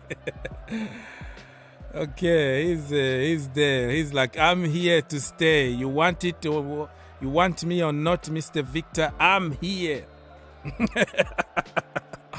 Victor must be pissed right now. Victor, I hope I can even have you for 2 minutes. I know you might be at work or still at work. I can't hear his reaction really today about Jorginho. But listen, Jorginho Frello, we have to trust the brother. Give him another chance. What the heck? Sorry about that. I had some technical issues here on my side. But we are all cool, I hope. People, keep liking, subscribing, all the good stuff, you know. It doesn't cost you anything, only one click away, and you should be all fine. Oba! Look at this guy. Obama who? Obama what? Look at Graham Potter, man. The boss is wearing some suit and tie. When was the last time a Chelsea manager wore like a suit and tie? I think Frank Lampard first game as a Chelsea manager, and he gets smashed, destroyed completely 4-0, and then he that brother abandoned his suit and tie. He's like, no, man. This is not for me. Imagine when you get smashed and you're wearing tie and you are sweating and it's like 80 degrees from your body. That's it. That was the last time. Every other manager, they don't care about suit and tie. But it's nice to see another gaffer coming up with something new. So, yeah. Look at this brother here. Raheem Sterling. Ready to cook, brother. Ready to cook. Look at the captain. Aspi. Look at Aubameyang with the mask. The mask of Zorro. This picture is very, very funny, to be honest with you. And let me remind you one more time. Kepa Abragadabra in goal. Reece James, Aspilicueta, Thiago Silva, Cucurella, Mount, Kova, Jorginho Frello, Sterling, Aubameyang, and Kai Havertz. Yeah, Kai Havertz also, no matter what you said, the brother is there. So today, I'm happy to see what position he's going to play and what kind of impact he's going to have from that position, because forcing him to be a number 9 is not working out. So let's wait and see what is going to happen to this brother Havertz. For me, everybody start from 0 today, okay? Let's see. Let's give them a chance, okay? Don't worry.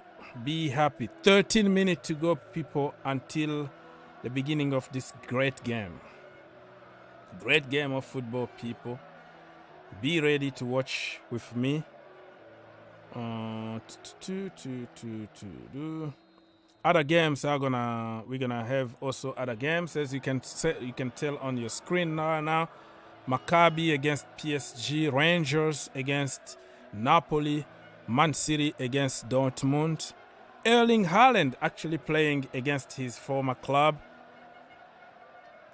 And also, I think Akanji, right? Akanji also moved from Dortmund to City. So, yeah. 2 players that used to play for Manchester City that used to play for Dortmund are going to play this time for City. Chelsea against Salzburg, that is the game that we're going to focus. Real Madrid against another RB, another Red Bull group team, which is Leipzig. So let's wait and see what is going to happen. Get in the comment and let's keep this conversation going.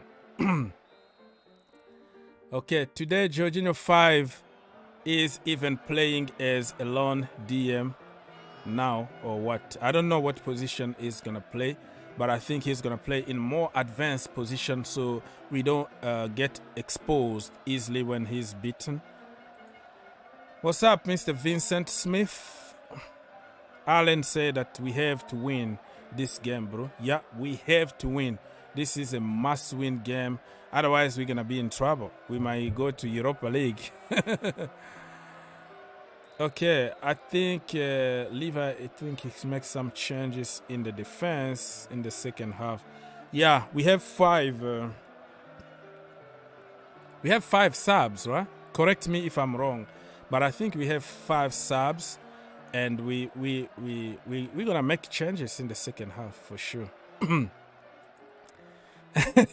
Victor say, I'm so mad.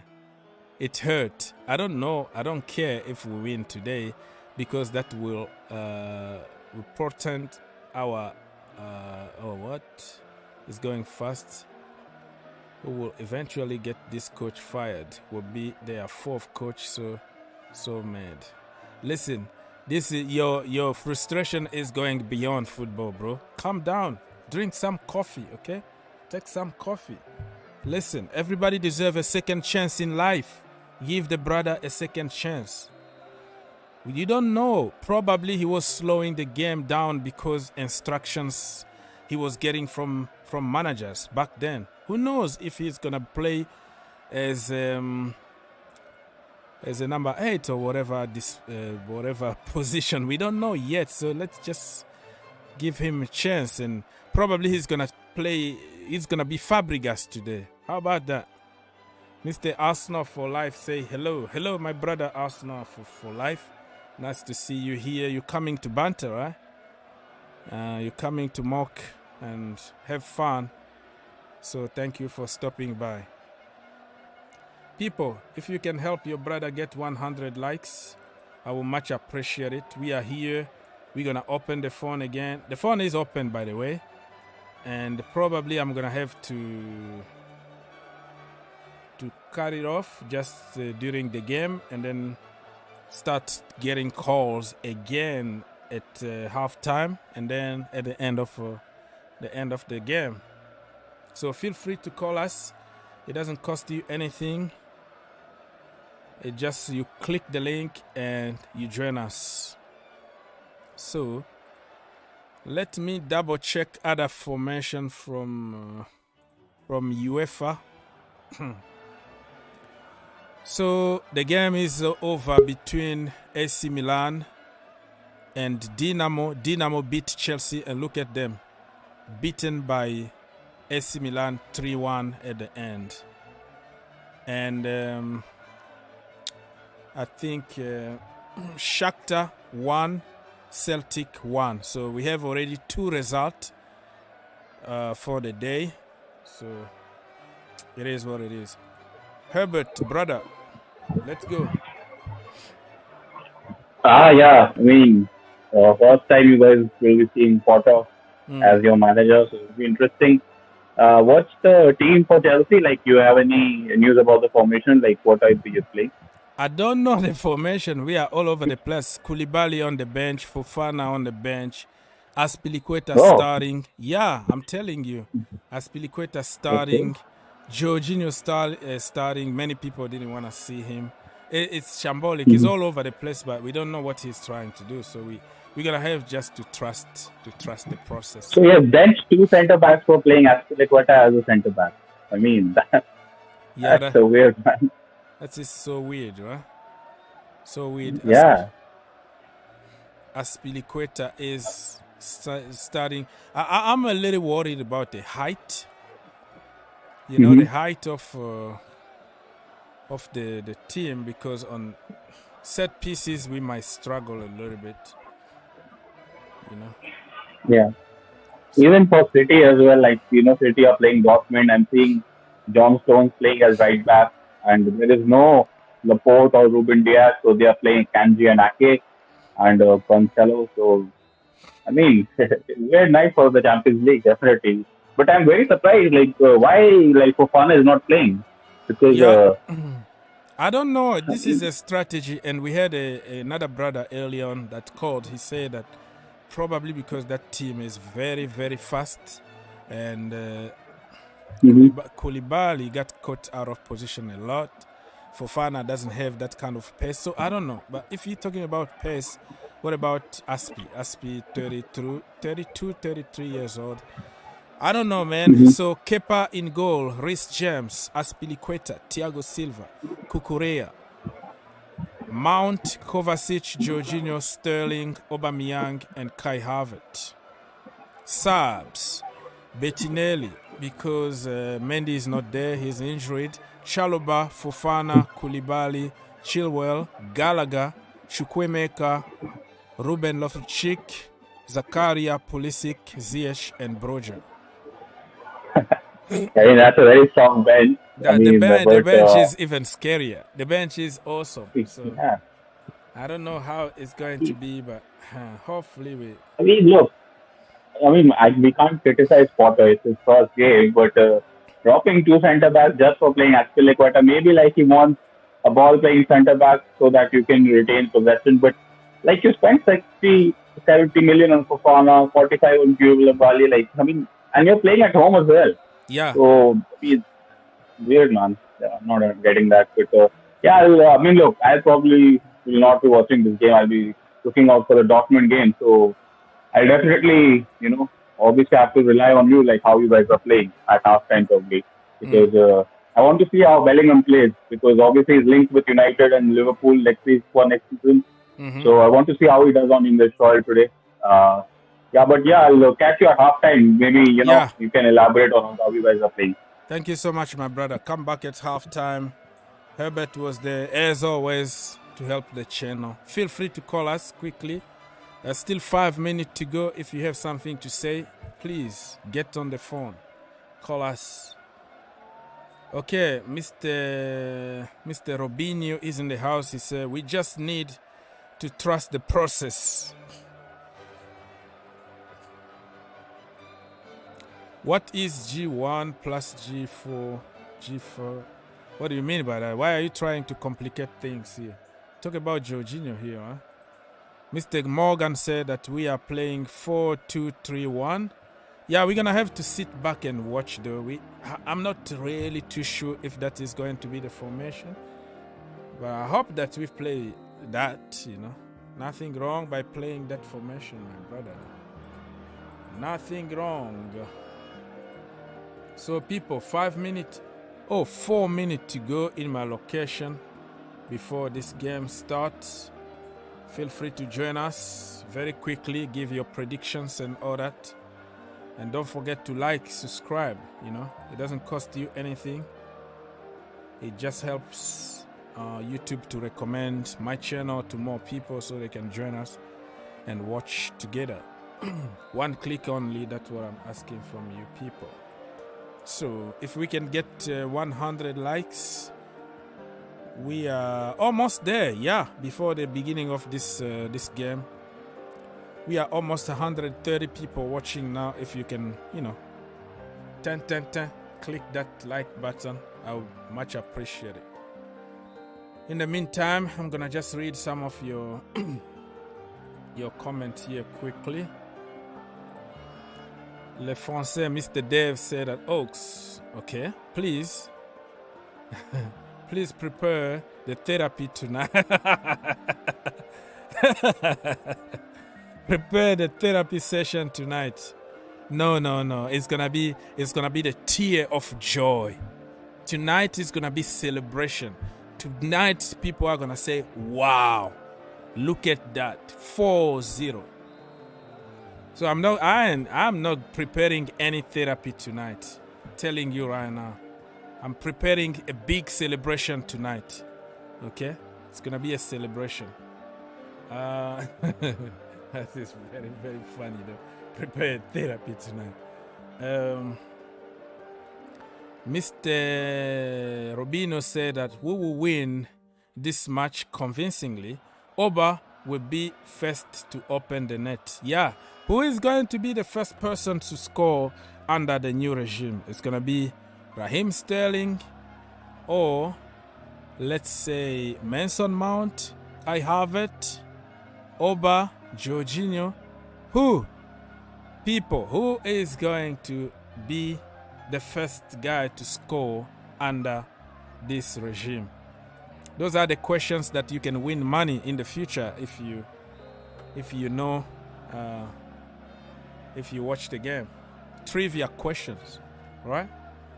So let us know who is going to be the first to score under the new manager. We are going to win 3-0 according to Mr. What is your name? Abdul Salam. Salam, my brother, Salam. Peace. Salam mean peace, right? Or good morning or peace.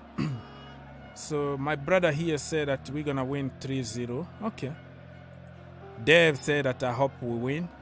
I don't even hope. I know we're going to win. Come on, man. Don't I know we're going to win. Oh, it's going to turn into another therapy tonight. Let's wait and see. I'm confident, bro. Just like in every single game, though. Against Dinamo, I was the same. Did you see me, right? The same energy. Yes! Let's go smash them 3-0. What happened? I got a slap in the face. So, yeah, man. We don't know. We don't know what's going to happen, but hopefully we can win this game. Not hopefully. We're going to win it, bro. I'm going to have to stay positive, stay focused, because we're going to do it. All right? Let me read a few more comments before the game starts. The game is going to start in like 30 seconds from now, so I'm going to focus on watching the game. I'm going to disappear a little bit, but the game is going to be on the screen. And I will be taking calls again at halftime. So during the game, if you call, nobody is going to take the call because we have to focus on this game. We have to watch the game closely, understand what the manager is trying to do, try to enjoy the game and all that. So let's see if there is any other comment here. Yeah, the game is about to start, people. Loading, loading, loading. Are you guys ready? Live from Stamford Bridge.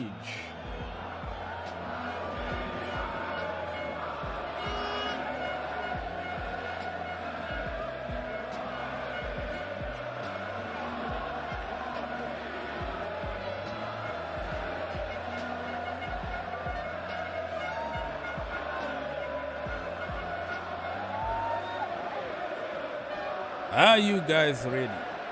Anybody? Yeah. The kickoff is about to start. I'm just refreshing my stream and all the good stuff. You know how it goes. So you know.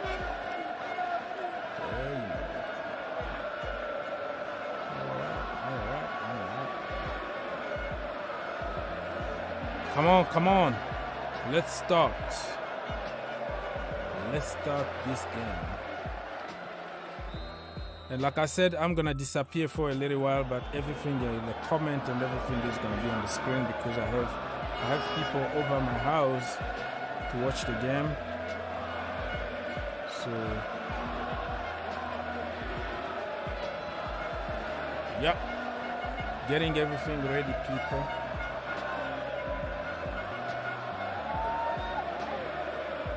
Getting everything ready.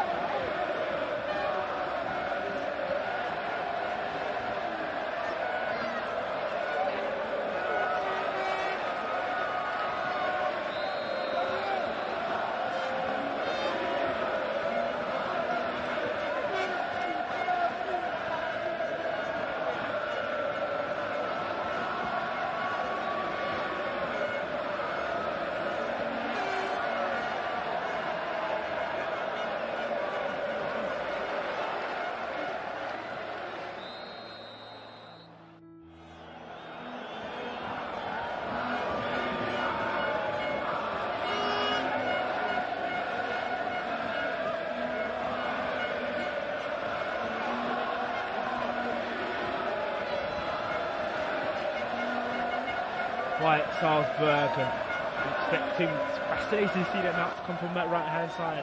This Potter has impressed throughout. Fantastic results over his last few years, especially in the Premier League.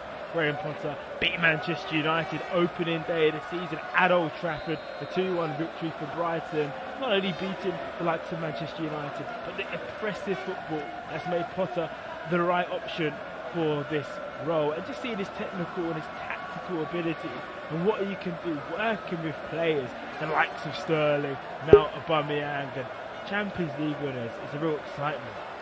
He's not missed anything here. The balls of Chelsea inside their own half. Just checks it back now to Azpilicueta, who goes infield, plays it to Mount. Down this right hand side to Reece James. James now to Mount. Mount's been pressured, and James goes back to Azpilicueta. Chelsea's last 6 games have been pretty reading at all. They've won 2, drawn 1, but lost 3. It's been a mixed start for the Blues. No surprise. Well, there was a surprise, of course, that Tuchel was sacked, but no surprise that the changes made. In fact, if you look at the way they were playing alongside the results, they weren't getting those victories. It's down the right hand side once again with James. Mount and James combining, hit the byline, and that will be a goal kick. It'll be a goal kick. Chelsea 0, Red Bull Salzburg 0. Matthias Jesse, 8 games unbeaten for the visitors, 7 wins in all competitions. It's a really good record for the Austrian side. Got that 1-1 draw at home last week to Milan, and these are two sides looking for their first wins of the Champions League season. It breaks from out inside the box. Chelsea are getting the ball back quickly. Havertz has a shot. It's a Aubameyang over the bar. He had time. He's wearing the mask, of course. Suffered a horrible jaw injury after being robbed at knife point back in Barcelona. Pierre-Emerick Aubameyang, and he had a chance to open the scoring and his account in a blue shirt at home on his home debut. Gets the ball inside the box. First time shot after Havertz's shot was blocked. Chelsea 0, Red Bull Salzburg 0. Good a goal kick that Cohn will take. Pushes his defence forward. He says, go up, let's get ourselves out of trouble. Chelsea have a few injuries. N'Golo Kante still out with a hamstring. Otamendi out with a knee problem also. Here's Cucurella, who knows all about the new boss at the bridge. He gives the ball away, in fact goes infield, but that's where Havertz is really good. He comes and nicks it, and he's lost out here for Salzburg now entering the box. A chance for Suchek at the end. First time cross, the Cucurella's got to head it out, and Thiago Silva's there to deal, and Cucurella completes the clearance. Good work though from that left hand side. Kajgaard and Capaldo have been very dominant in the early stages this season for Salzburg, and we're seeing already what they can do. 0-0 here. Throwing is weak from Salzburg, but they find a way to get it back.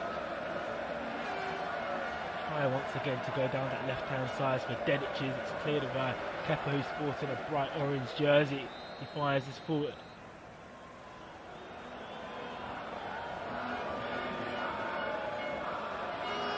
Chelsea trying to keep the ball in their own half and move it. They do. It's with Thiago Silva, who's going to play it back to the goalkeeper, and Kepa fires a really heavy ball to Jorginho, and the referees penalised them. And when I say that was living dangerously, that was right on the limit, and thankfully for Chelsea, the free kick's been given. Kasper, Kepa, Aris Viaga, why would you give the ball to Jorginho right there? Heavy challenge in the end, and Suchek couldn't match joy. He actually played the ball in the end.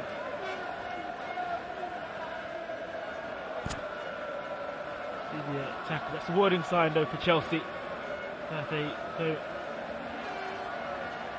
pay attention and they keep their concentration. They will be punished though. It's the Champions League. Raheem Sterling's first touches of the night. Oh, Lovesley lofts the ball back, gets it back from Mount. It's Raheem Sterling entering the box. Ball back to Mount, shot blocked. Every time Chelsea go to the halfway line, they look really promising in these early stages. 6 minutes gone, Chelsea 0, Salzburg 0. In fact, it's Havertz that played it back towards Sterling. Sterling was really good for at City, and if you look at the difference already tactically, with a lot of Chelsea fans, the result will be key tonight, especially when you lose your first game in the Champions League. But what we're really pleasing for Chelsea fans is already seeing the tactical changes. Yes, they're playing a back four. Tuchel played the wing backs to Chilwell, Cucurella and James. But also just seeing the likes of Raheem Sterling. How can he get the best out of Sterling? How can he get the best out of Aubameyang? These are the issues that these Chelsea fans, of course, have been talking about heading to the stadium today. What are we going to see different in the coming weeks?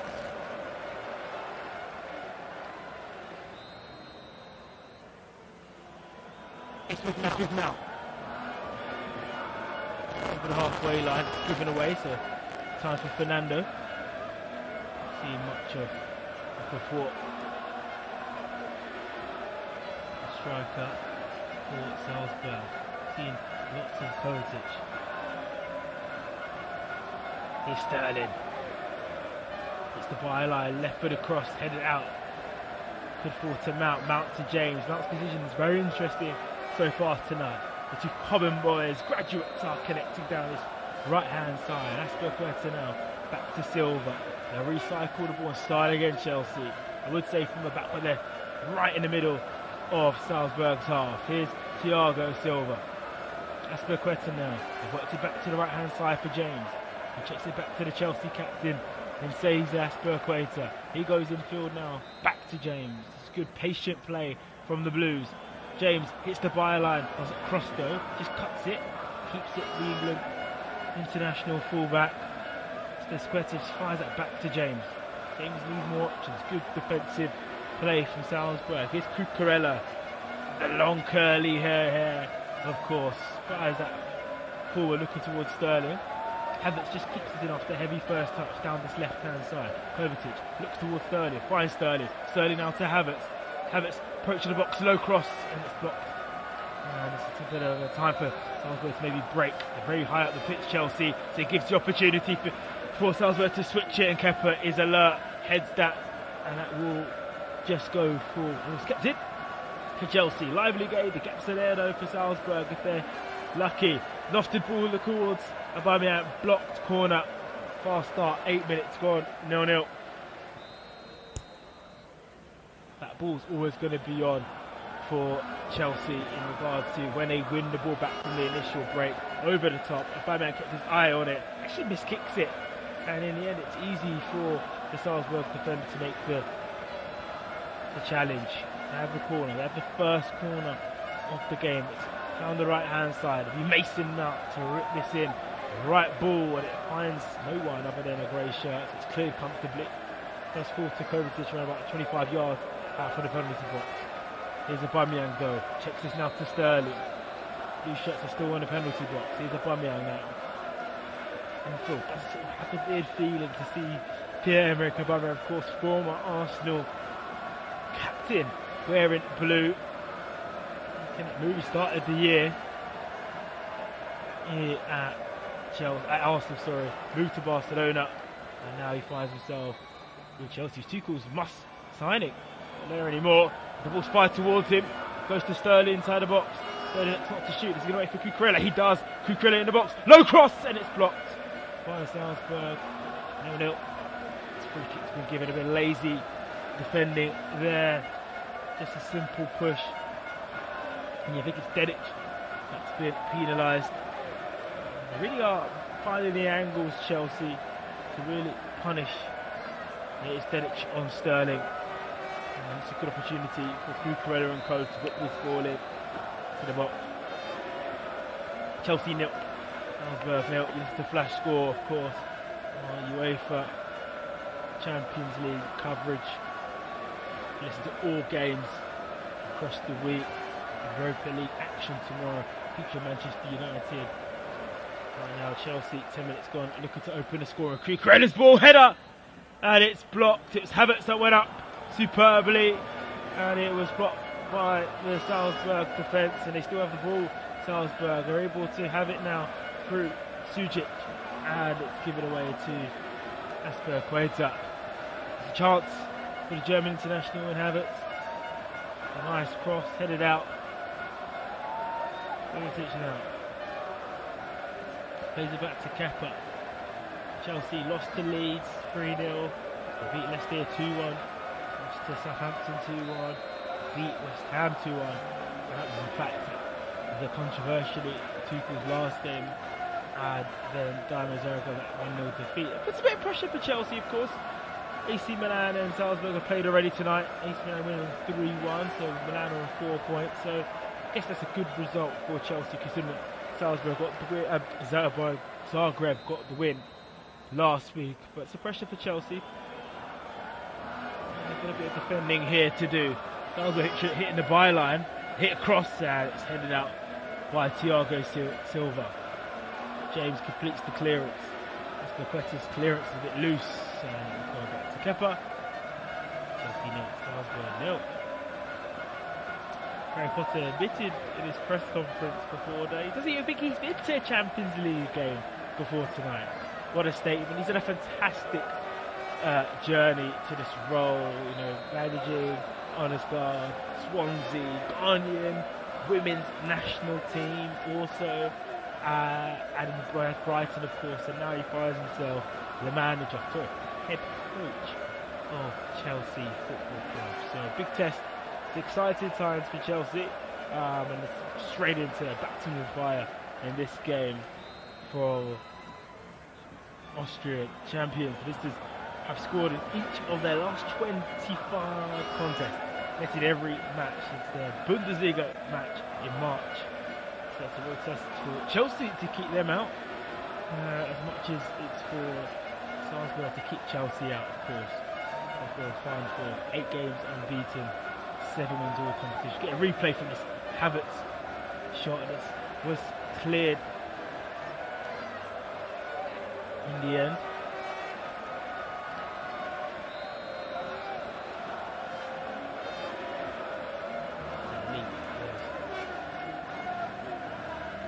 Sesko's come a late change. Fernando. So he's made that move to the sister in Red Bull Leipzig. Of course, Red Bull family teams in Austria and in Germany. It's heavily linked to Manchester United in the summer transfer window. It's not the case. He's here and he's got a year at Salzburg. He's got Erling Haaland, of course, played for before his move to Dortmund, and of course Dortmund play Manchester City tonight. So the former Borussia Dortmund striker is up against his former side. Anyways, back to this game where Chelsea have lost a little bit of an early rhythm. Cucurella's fired the ball to Sterling in half. Sterling puts it through and plays his legs to fire Kovacic. Kovacic has been missed in many of the last few games for Chelsea in the early part of this season. Good to see him back from a Chelsea point of view. Chelsea having that World Club Cup badge in the middle of their shirt, winning that competition. Beating Brazilian opposition in February. Oh, what a ball that is from Thiago Silva. Fires this all the way to the right hand side for James, who just can't keep it in, but he can win his side of throw. That will take it. Fascinating to see how Mount is in the positions they are. Because when you see where players are put by UEFA, not normally where they're playing, it's under a new coach, but it seems to be the way that he is playing on this right hand side. Cucurella now to of course had a big start to his Chelsea journey. To be honest, Tuchel came on that last home game to get a goal and an assist, put pressure on the new signing. But when your former manager takes charge, you probably know that you're going to start playing a bit more games. 15 minutes gone, 0-0. Mount's tried to wiggle through a few plays in the box, but it's cut out by Pulisic. So in the heart of that Salzburg defence.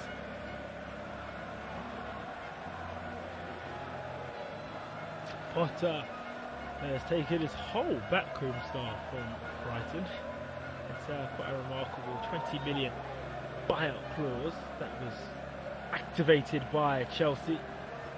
Potter, this time last week, was having his feet up, thinking about preparing for a game against Bournemouth. Unfortunately, was postponed in the end due to the passed to Queen Elizabeth II. But in fact, even before the sad passing of the monarch, was on his way down to London to talk with the owners of Chelsea. In life and in football, things can change so quickly, and it's the dawn of a new era here with Graham Potter. Dedic to take this throw in Chelsea's half for Salzburg.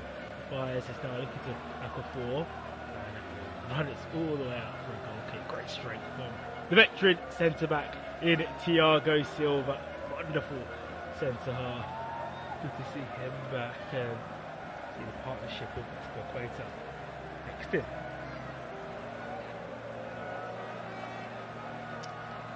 Salzburg have never beaten a English side. It's their 7th meeting against an English opposition. They've drawn once and they've lost 5 times. 70 minutes in there, didn't make credit to count for themselves. Limiting Chelsea to a lot of position outside the box, but it's a good turn for Aubameyang.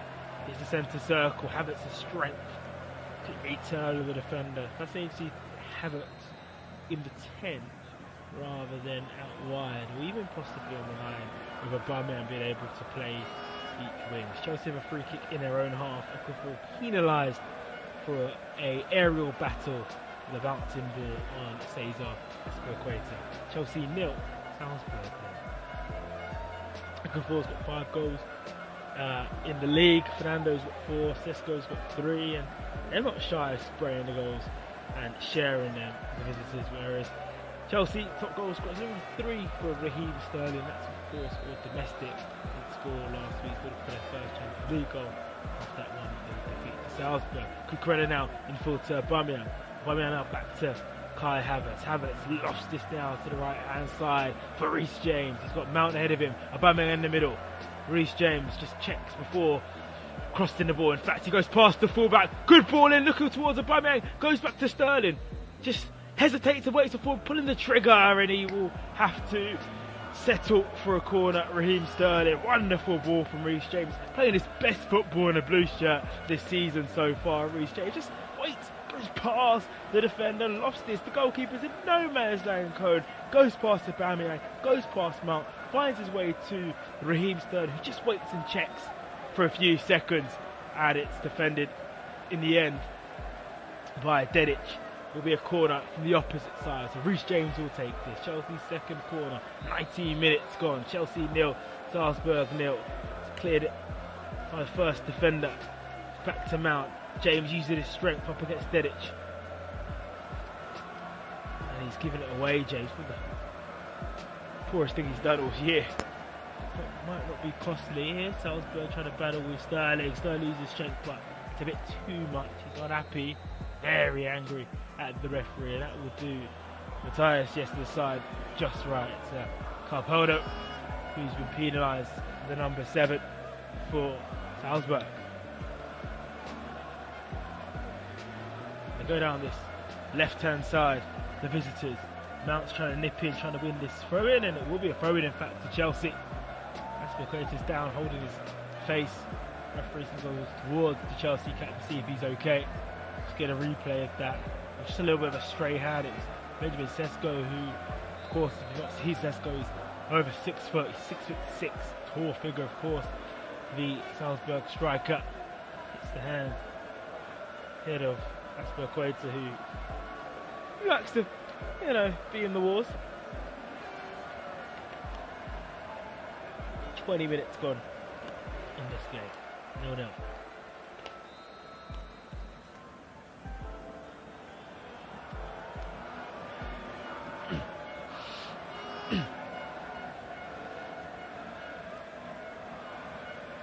Waiting for Azpilicueta to take this through.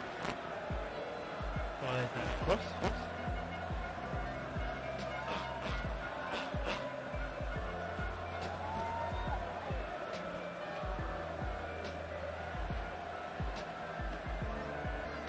Now with Salzburg, they're throwing of their own. They go in field. So, booted out play by Thiago Silva, but he's fortunate due to the offside. So it will be a 3 kick to the hosts in Chelsea. You do wonder if all the postponements are, there are pros and cons. Would Potter want to get straight into it and be able to go into a top 6 game against Liverpool, or would he be happy that he's going away to Crystal Palace? After the break, Sterling's ramping through here. He's got Aubameyang ahead of him. It's into the box here. Raheem Sterling puts this on his right. Is he going to pull the trigger? Checks his back to Kovacic. It's the byline, goes in field. Back now, Jorginho. Back to James. A lot of space. First touch, let him down there. Reece James, but he's got the strength. He's got the challenge just to put this back towards goal. And his cross is comfortable for the goalkeeper. 21 minutes played. Chelsea now. Salzburg now. Nice play from Sterling to find Kovacic. Jorginho's ball was quite nice. James maybe wanted to put the ball forward. His first touch pushed it away rather than going forward. And by doing so, he made it difficult. But he did do well to fire something back at Chelsea. It's a lovely ball from Cohn, the Salzburg's goalkeeper. Fired it towards Sesko. 6 attempts so far for Chelsea. Only 1 on target. No attempts for the visitors. And of course, 1 on target. Dedic will take this throw in. Yes, around about 10 yards away from a technical error, halfway through this first half. It will be a throw in to Chelsea.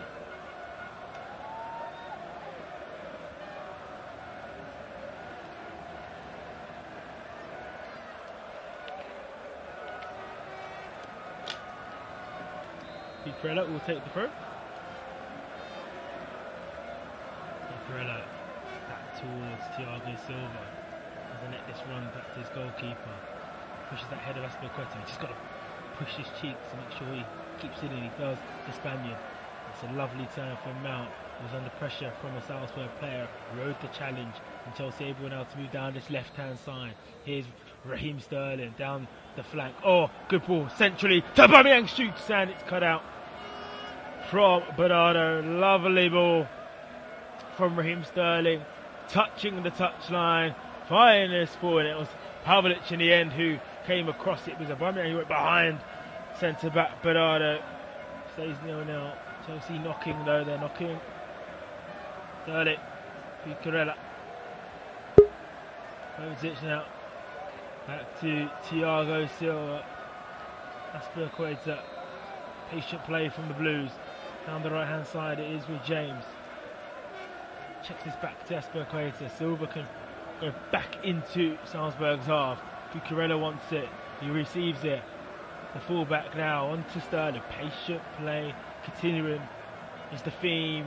I thought this Chelsea team. You have to say, Salzburg, they're not camped too much in their own half. There is a gentle press. There is a gentle push up. There doesn't seem to be an onslaught from Chelsea, but Chelsea just get the ball to Raheem Sterling and like a moth to a flame. Everybody switches on around him, and by doing so, opportunities are created. And Aubameyang's chance there came through the intelligence and the sharpness of Raheem Sterling. There's a nice back kill there, and Kepa's got to go up and make sure he clears it. And he does. Olma, the captain, will take this throw in for Salzburg around about 3 yards into his own half, away from the centre circle. He pushes his ball back into Chelsea's half. Thiago fires us back now into the Austrians' final third, and it will be a throw-in to Salzburg. The ball just not staying on the ground at the moment in these last few moments. See what they can do from this throw-in. Halfway in Chelsea's half. There's a late run there from Capaldo, who gets the ball on this left-hand side up against Thiago Silva. Turns Silva, but Thiago Silva too rare. You get an inch from the Brazilian. Superb challenge. Will be a throw-in. Better from the Austrian side. 0-0.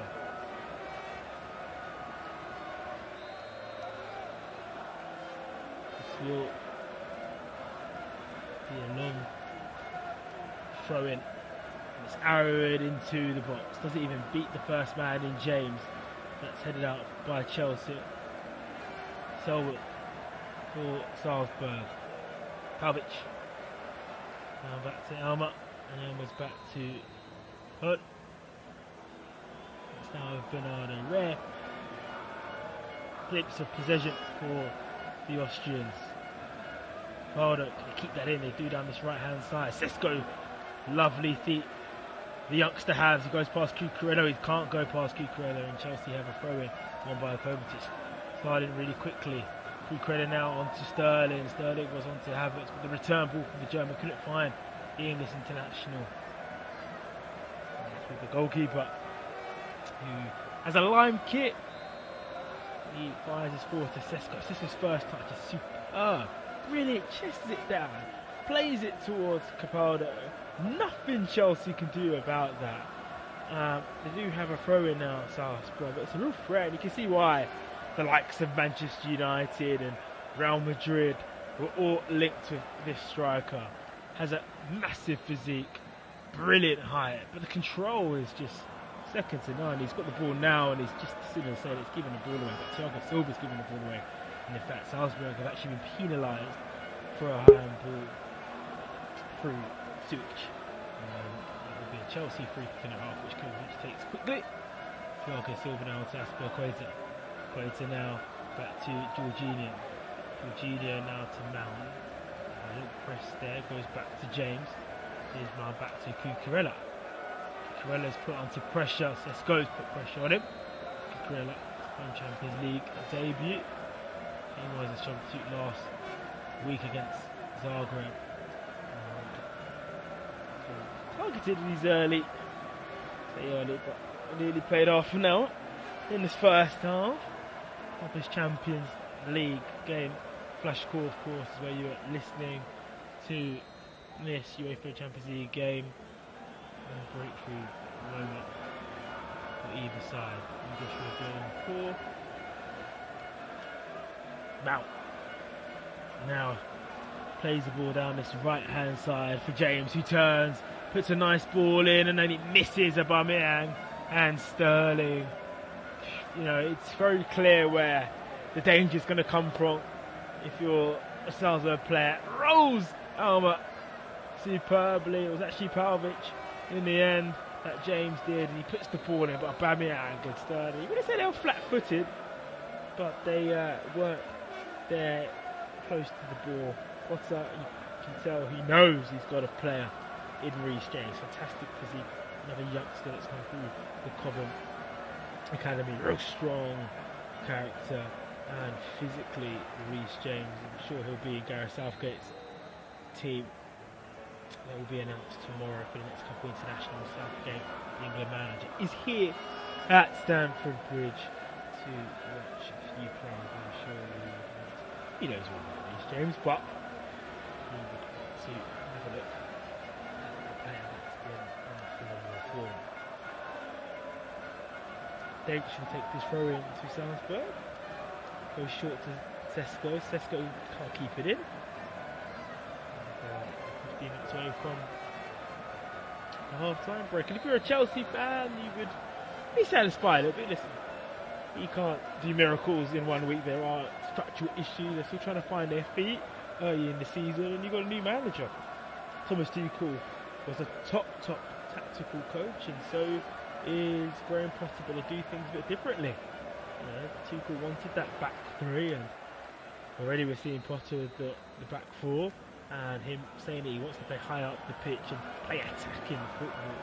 So it's going to take time, and they're going to be defensively alert here, because Salzburg go down this right hand side. And we're going to have seen notice from Chelsea that every single time a Salzburg player gets the ball, two players are right onto the visitors. There's an opportunity to switch to play, and Mount's going to go down and make sure he wins that down that left hand side for Alma.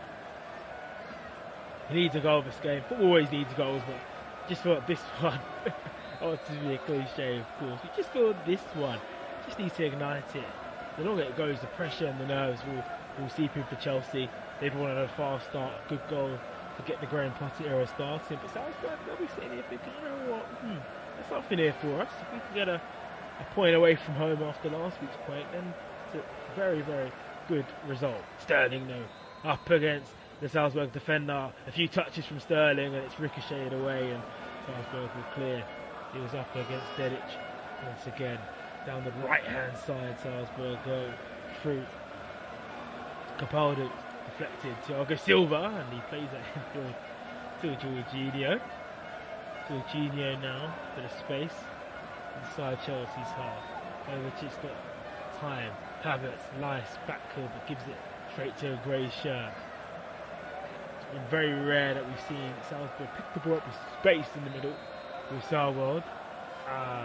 So, yeah, it's impressive. Cucurella's been trapped and brings down Benjamin Sesko just outside the centre circle in Chelsea's half. So it's a chance for Salzburg to move the ball in a more advanced position. 31 minutes played. It's Chelsea 0, Salzburg 0. We're still looking for their first attempt on goal, the visitors. They're going to take this free kick. Chelsea have a very high line here. They're around about 10 yards from their own penalty box. Chelsea into 3 finals last year, winning 1, losing both domestic finals to Liverpool on penalty. First game was 0-0. It's taken right-footed. It's probably going to go over hook. Is it Uncle for keeping it? Oh, he just about keeps it in. And he keeps it in again. Ricochets from Aubameyang. Another bite of the cherry for Salzburg to whip this in, and I think the referee has said that it has been offside from Aquafor. The initial free kick that was taken by Salzburg. It will be a free kick to Chelsea in their own penalty box. That Kepa will take. A chance for Kepa with Mendy making a lot of mistakes, notably in that Leeds game and the West Ham game. And there seems to be a conversation between the two officials here. I'm not sure if there's a miscommunication via the microphone. I'm not sure he's been told something here. There's nothing to come up, i.e. VAR. So this will be interesting. I think it is communication between officials. Yeah, he said he can't talk at the moment. He just can't talk through the microphones. And the players know that there's an issue, and the players are allowed to have a drink break also if they want to. 33 minutes played. Chelsea 0, Salzburg 0. As they get it sorted, probably just having a conversation also with the referee.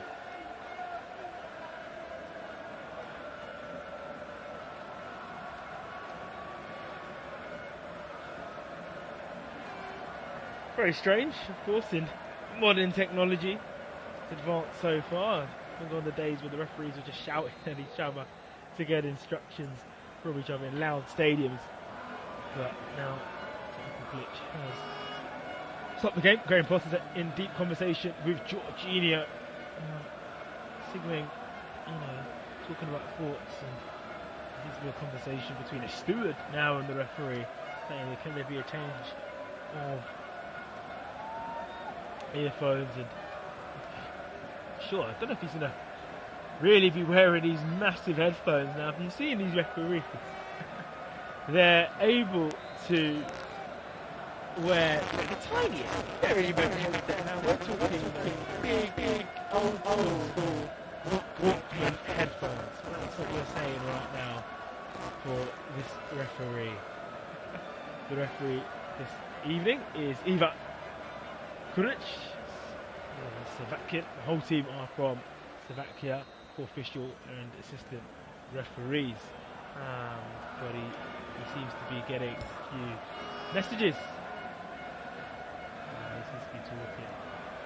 And let's see what the procedure's going to be here. There might be a VAR decision, and maybe he's lost it. And something strange is happening in this game. Bear with us on Flash Score, and we will get to the bottom of it.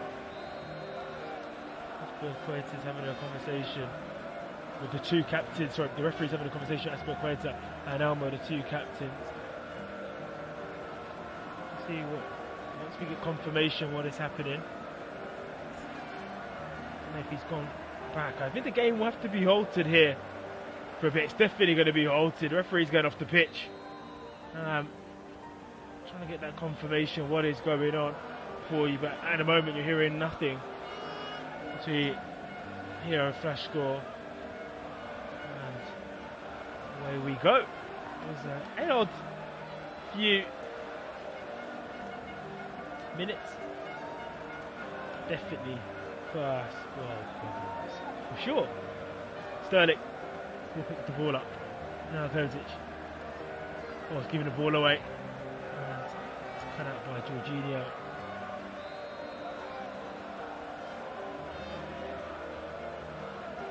Yeah, it's confirmation of that. There was just an issue with the referee's communication. And just wanted to make sure that was communicated back to the VAR team.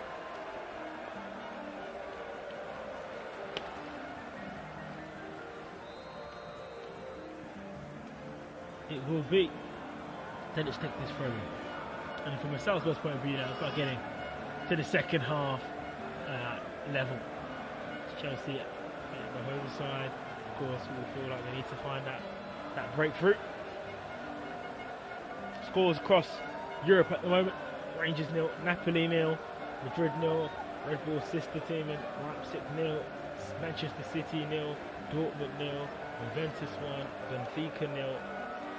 Maccabi Haifa 1, PSG 1, Such 1. Celtic 1 was a full-time score, and in this group, AC Milan 3, Dinamo Zagreb was a full-time result.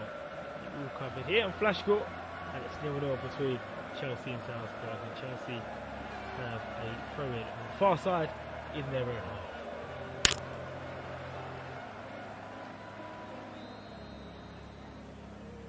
Good press from Salzburg, but kept by Jorginho. Bit of a turn for Salzburg and winning the ball. It's all in the same part of the half. Azpilicueta back to Kepa. Kepa cleared. Just for a second he felt like he was behind him and gave it to a Salzburg player. Here's Salvador now. Salvador now to the right hand side. Sesko, he's offside. That's poor. Poor from the youngster. It's always disappointing when a player has the whole line to see with the ball and he still finds himself offside. Jorginho now down to right hand side. Azpilicueta to Mount. Got Aubameyang ahead of him. Plays to the right hand side though to James. Azpilicueta lost it to the far post. Sterling's there and it's blocked. Shouts for handball. Good chance for Sterling. Great block from the Salzburg defender. Cucurella offer the overlap. Cucurella now the byline. Low. Looking towards the Aubameyang. It goes back to Mount. Oh, it was just wide. It looked like the ball was going to ripple into the top corner. And that's the closest Chelsea have gone. The shot from Mason Mount goes wide. It's Chelsea 0. Salzburg 0. Cucurella's cross was low. Couldn't find Aubameyang. Sprayed out to Mount. I can say a shot hit with venom outside the boot that landed unfortunately in the faces of the crowd behind the goal, and it was fantastically blocked by Dedic. The Sterling shot that hit a hand. The first calls for a penalty from Sterling. 5 minutes to go until half time. We expect a few minutes of added time. Sterling now. Even tie this one. Wait to see what Salzburg could do offensively. They're going to carve Chelsea open here. No, they're not, because Havertz has come back. Says it shoots and it's pushed away by Kepa. Sesko picked them all up. Left-footed shot around about 25 yards outside the penalty box. Left-footed. Had to go down. Kepa. Was that going in? It might have. It was just creeping into the bottom corner. Havertz felt that he had helped the situation. In fact, Sesko didn't give up. And that's the first attempt for the visitors. Chelsea 0, Salzburg 0.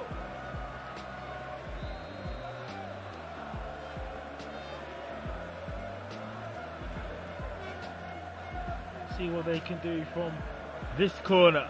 Down the right hand side, wide it will be. Taken short. Selwood can be right footed.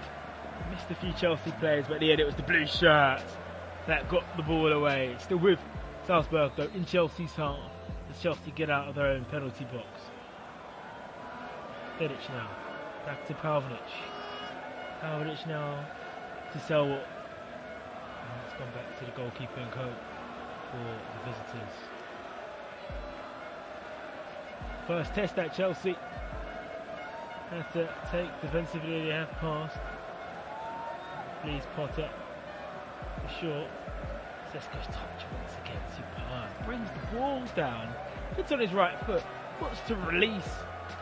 Capaldo can't because Thiago Silva's there, but a real joy to watch so far tonight. Benjamin Sesko, no surprise that Salzburg's first attempt of the night and shot on target came through.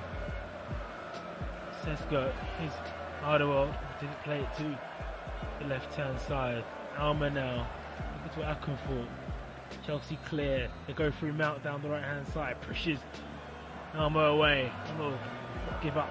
There's two players around Mount. This is brilliant for Mount to break away, and he wins the free kick. Excellent play from Mason Mount down this right hand side. Tenacity and continuous to keep that ball. Alma was biting it, and then Salwald came in as well. But Mount's been stronger. In the end, he's won inside a free kick. Jorginho now outside the centre circle in Salzburg's heart. Asperqueta. James. Back now to Asperqueta.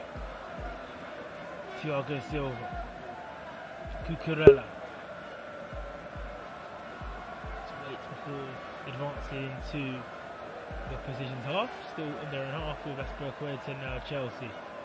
They're looking to move the ball from right to left and do that in a pace that's very easy in the end. As Jorginho puts a bit of penetration to the place. It's Havertz in the box. His first touch lets him down. And Salzburg's clear. It does find Tim Mount though. They're about 10 yards from the penalty box on that right hand flank.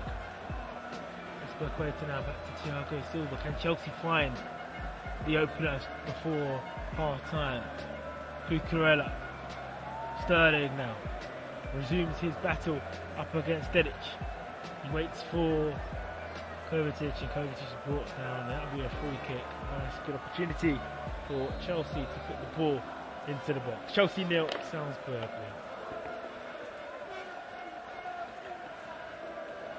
Take it quickly, they don't put it in the box. Cucurella gets it back from Jorginho.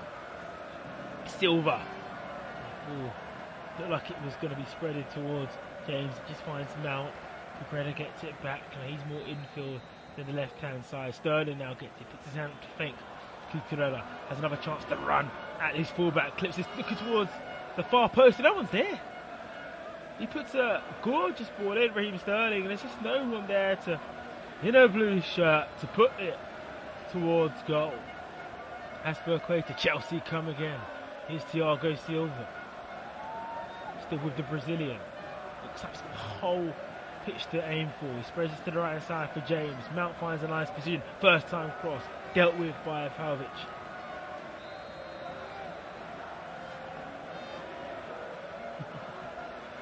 Sterling.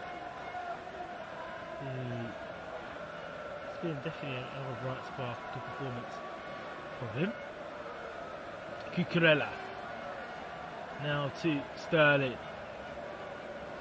Type of ball would he put in? Looks to go on his right this time. Sterling, and he's apprehended easily, and they try and spread that ball quickly down the right hand side. Kepa's there, and it's a bit of waste of possession from Salzburg.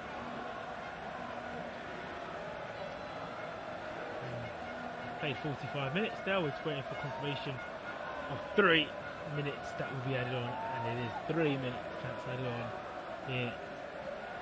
Second half. Here's Asperqueta now to James. James to Mount. Jorginho infield. Cucurella now. Blue shirts are flooded forward. Still just a Aubameyang in the box. Now he's joined by Havertz.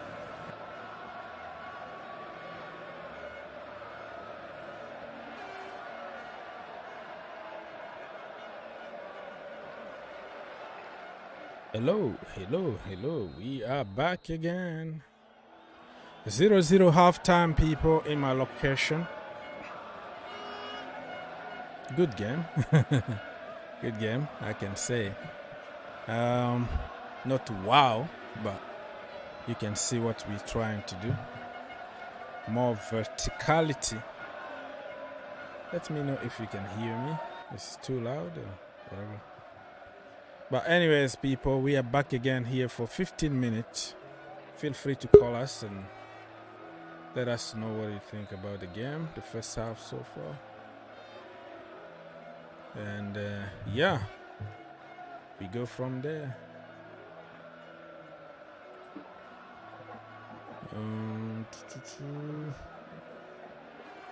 Herbert, what's going on, bro? Yeah, I mean, both the games are 0-0. I mean, I was following the Chelsea game a bit for the first 10 minutes and looked like Chelsea were playing some good football. Then I switched over to Man City, and I mean, Man City, man, like, you know, they have Haaland, which kind of makes them a bit predictable, you know, like when they didn't have a proper number 9. When it was very unpredictable how they're going to score. They can score through the midfield, you know, through the wings, or they can put crosses in. Now with Haaland, you know, he's the focal point, so everything is built towards him. So they almost want to score this perfect goal in the first half against Dortmund. That's what I felt like. They want to pass, and then if a cross comes in, they'll put it on Haaland. So credit to Dortmund, they have done a fantastic job, man. Like they have passed the bus, but on the break they look very dangerous. I mean, look, Man City, like after you beat that first press they have, like they are very vulnerable. I'm seeing like, you know, like 4 or 5 attackers on Stones, Ake and Kanji. So, you know, it's an interesting game. I'm expecting, you know, City to come out strong in the second half. But yeah, so far a bit dull, man. Like it is 1:22 here in my place in the night, and watching this, it's a bit, you know, leaves to off now. It's kind of boring at the moment. And PSG are drawing with that Israel team. In fact, they took the lead.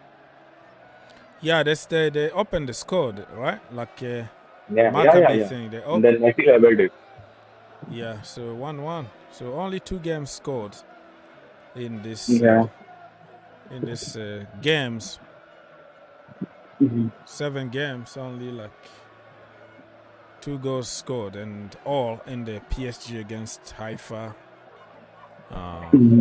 game. Other games are 0-0 so far. So you focus on the Dortmund and Man City. So anybody who watched the game with me for the Chelsea game, you can come here and let us know what you think about the game so far. Because I might have a bias. Have you seen any changes? Have you seen any changes? Have you seen any Porto's way? I don't know. Right now we just don't know how he operates, or he's gonna make decisions immediately or something. I'm a little impressed with the Sesko guy. He's tall, imposing, powerful, giving us Piliqueta some hard time. Had some shot on target here and there. Kepa saved one of the shot that's impressive. So far, I don't know. I don't even know what to say because he's a new manager.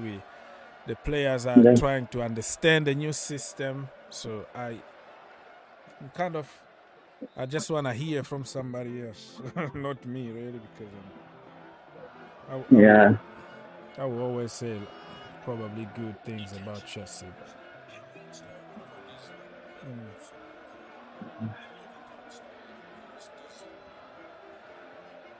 Yeah, people, so you can join us if you want.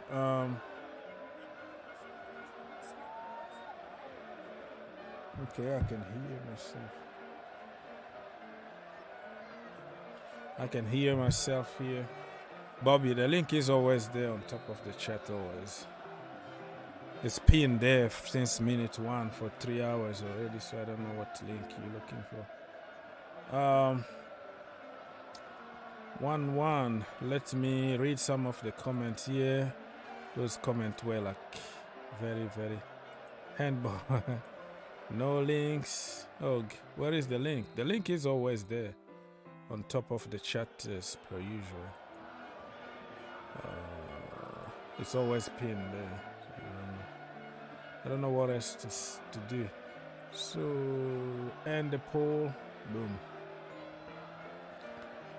Okay, let's see. No links. The link is there, Bobby. The link's been there for 3 hours already. Everybody is calling. There's no problem at all on the link. It's always pinned. You see the first comment there? in the pin section, and the thing is always there. Herbert just called us, and it was good, no problem. Mr. Frederick said that I think, or he thinks it's going to be 1-1. That is your opinion. Let's wait and see what's going to happen. Harvard needs to be subbed off. I'm not going to blame many people today because of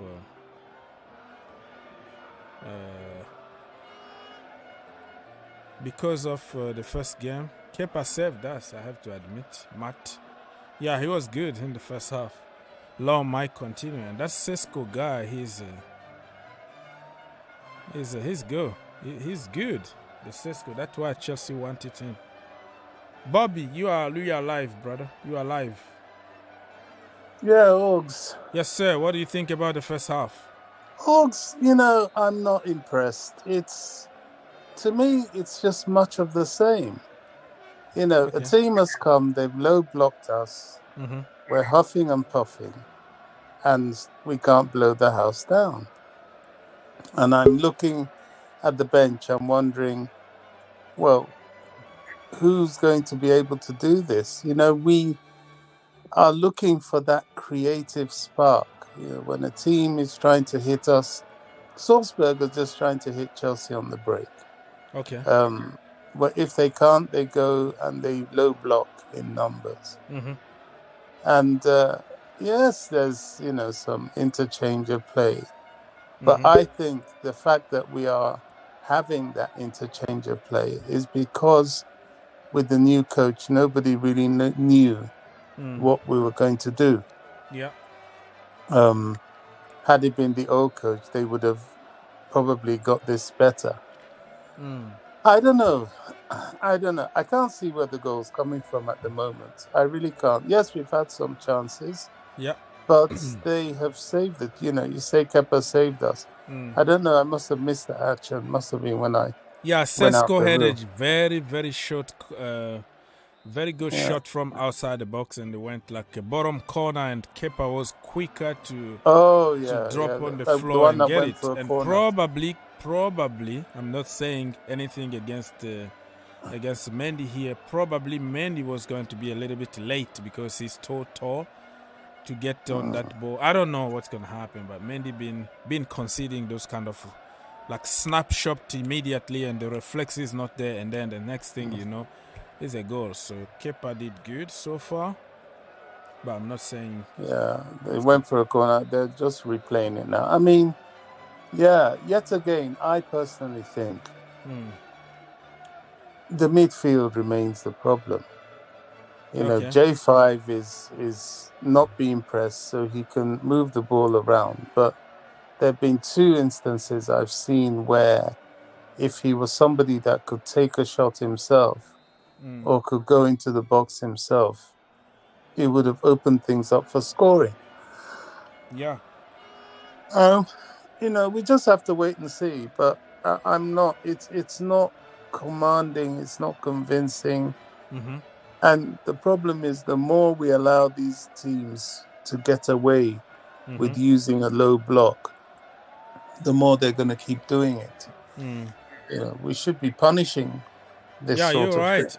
I'm going to just give them the benefit of the doubt. It's a new system, new coach. They're trying too hard not to make a lot of mistakes and also learn about, what the manager wants. But starting... Folks, there's no room for trying. You need 3 points here. Yeah. This is not the trial stage. You've got to perform, and right now it's not good enough. Yeah. At the moment, it's not good so enough. far, it's just the same because we can't score. We can't really break the low block. We had some situations. Aubameyang late. Raheem Sterling tried. Mason Mount shoot off target. Stuff like that, but I didn't really see anything like clear cut, like, this is it. Mr. Frank, are you there? Yes, I'm here. You from Paris? Yeah, I'm from Paris. Okay, so Mr. Santiago, let me read some comments here so everybody can feel involved in the discussion. From YouTube, this is the comment from my brother Santiago. He said that the VAR is a clown in the VAR. Man, we shouldn't always blame VAR all the time.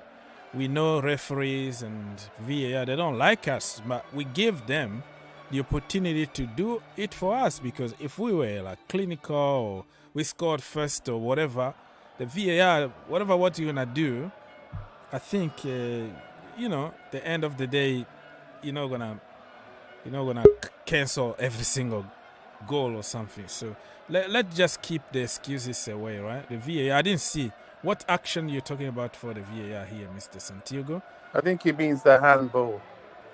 It was soft for me. I don't know. I'm gonna have to watch it again, but I don't really. Yeah, we can't always give excuses, bro. But I got you. That is your opinion. I have to respect what you see. But I am sick and tired of excuses. Like Bobby said here, we're supposed to be punishing some teams. Like beat them convincingly. When was the last time like Chelsea really beat a team like seriously? You feel like every attack is a goal or something. We lack that team. We lack that Chelsea. We miss that Chelsea where we used to beat people from the from the dressing room. You're already down because look at you, Drogba there, ACN, and Balak, Lampa. You have goals. Frank, what you have to say? Yeah, the problem still remains the attacking. That is the problem we have been having. Brother, I have hard time to understand what you're saying. Can you improve your mic or talk louder? I don't know what you should do, but yeah, what you say? I said the problem still remains the attacking, the finishing. So you said the problem is the attack, the finishing. Yes. We're not there yet. Okay. We don't finish our chances. That is the problem we have been having for a long time. How many chances? Do you have statistics in front of you right now? How many chances we created and how many shot on target? You can see the Sterling chances. Oh, the Sterling one, yeah. It's there. And the Mount and the Mason Mount one. The Mason Mount chances, that's supposed to be a goal. If we are on the normal ground. So that still remains our problem. I don't know how Mr. Potter can be able to touch that kind of situation. Okay, so let me read a few more comments here from YouTube. Mr. Steve said that Havertz and Mount are lazy inside the box, so they need to go apparently. Mr. King of Cricket said no movement from Havertz at all in the box. And what the F, according to him? Man, he's just too dead. Listen, I'm going to give him a little bit of time. Havertz, I mean, he's trying to learn the new role under a new manager. So everybody is going to get the benefit of the doubt today. The most important is to get 3 points. But who's going to score? Probably Brugge is coming on or something. Mr. Samuel said attempt were enough more than chances. Okay, attempt on goal. All right, people. So, Bobby, what we have to do in the second half? I think Aubameyang, he hasn't really done much, so I would bring on Brugge and take him off. It's a bit of a bold step, but if you're going to play the way we're playing, you need some bite in attack, and I just think Brugge might be that bite we're looking for.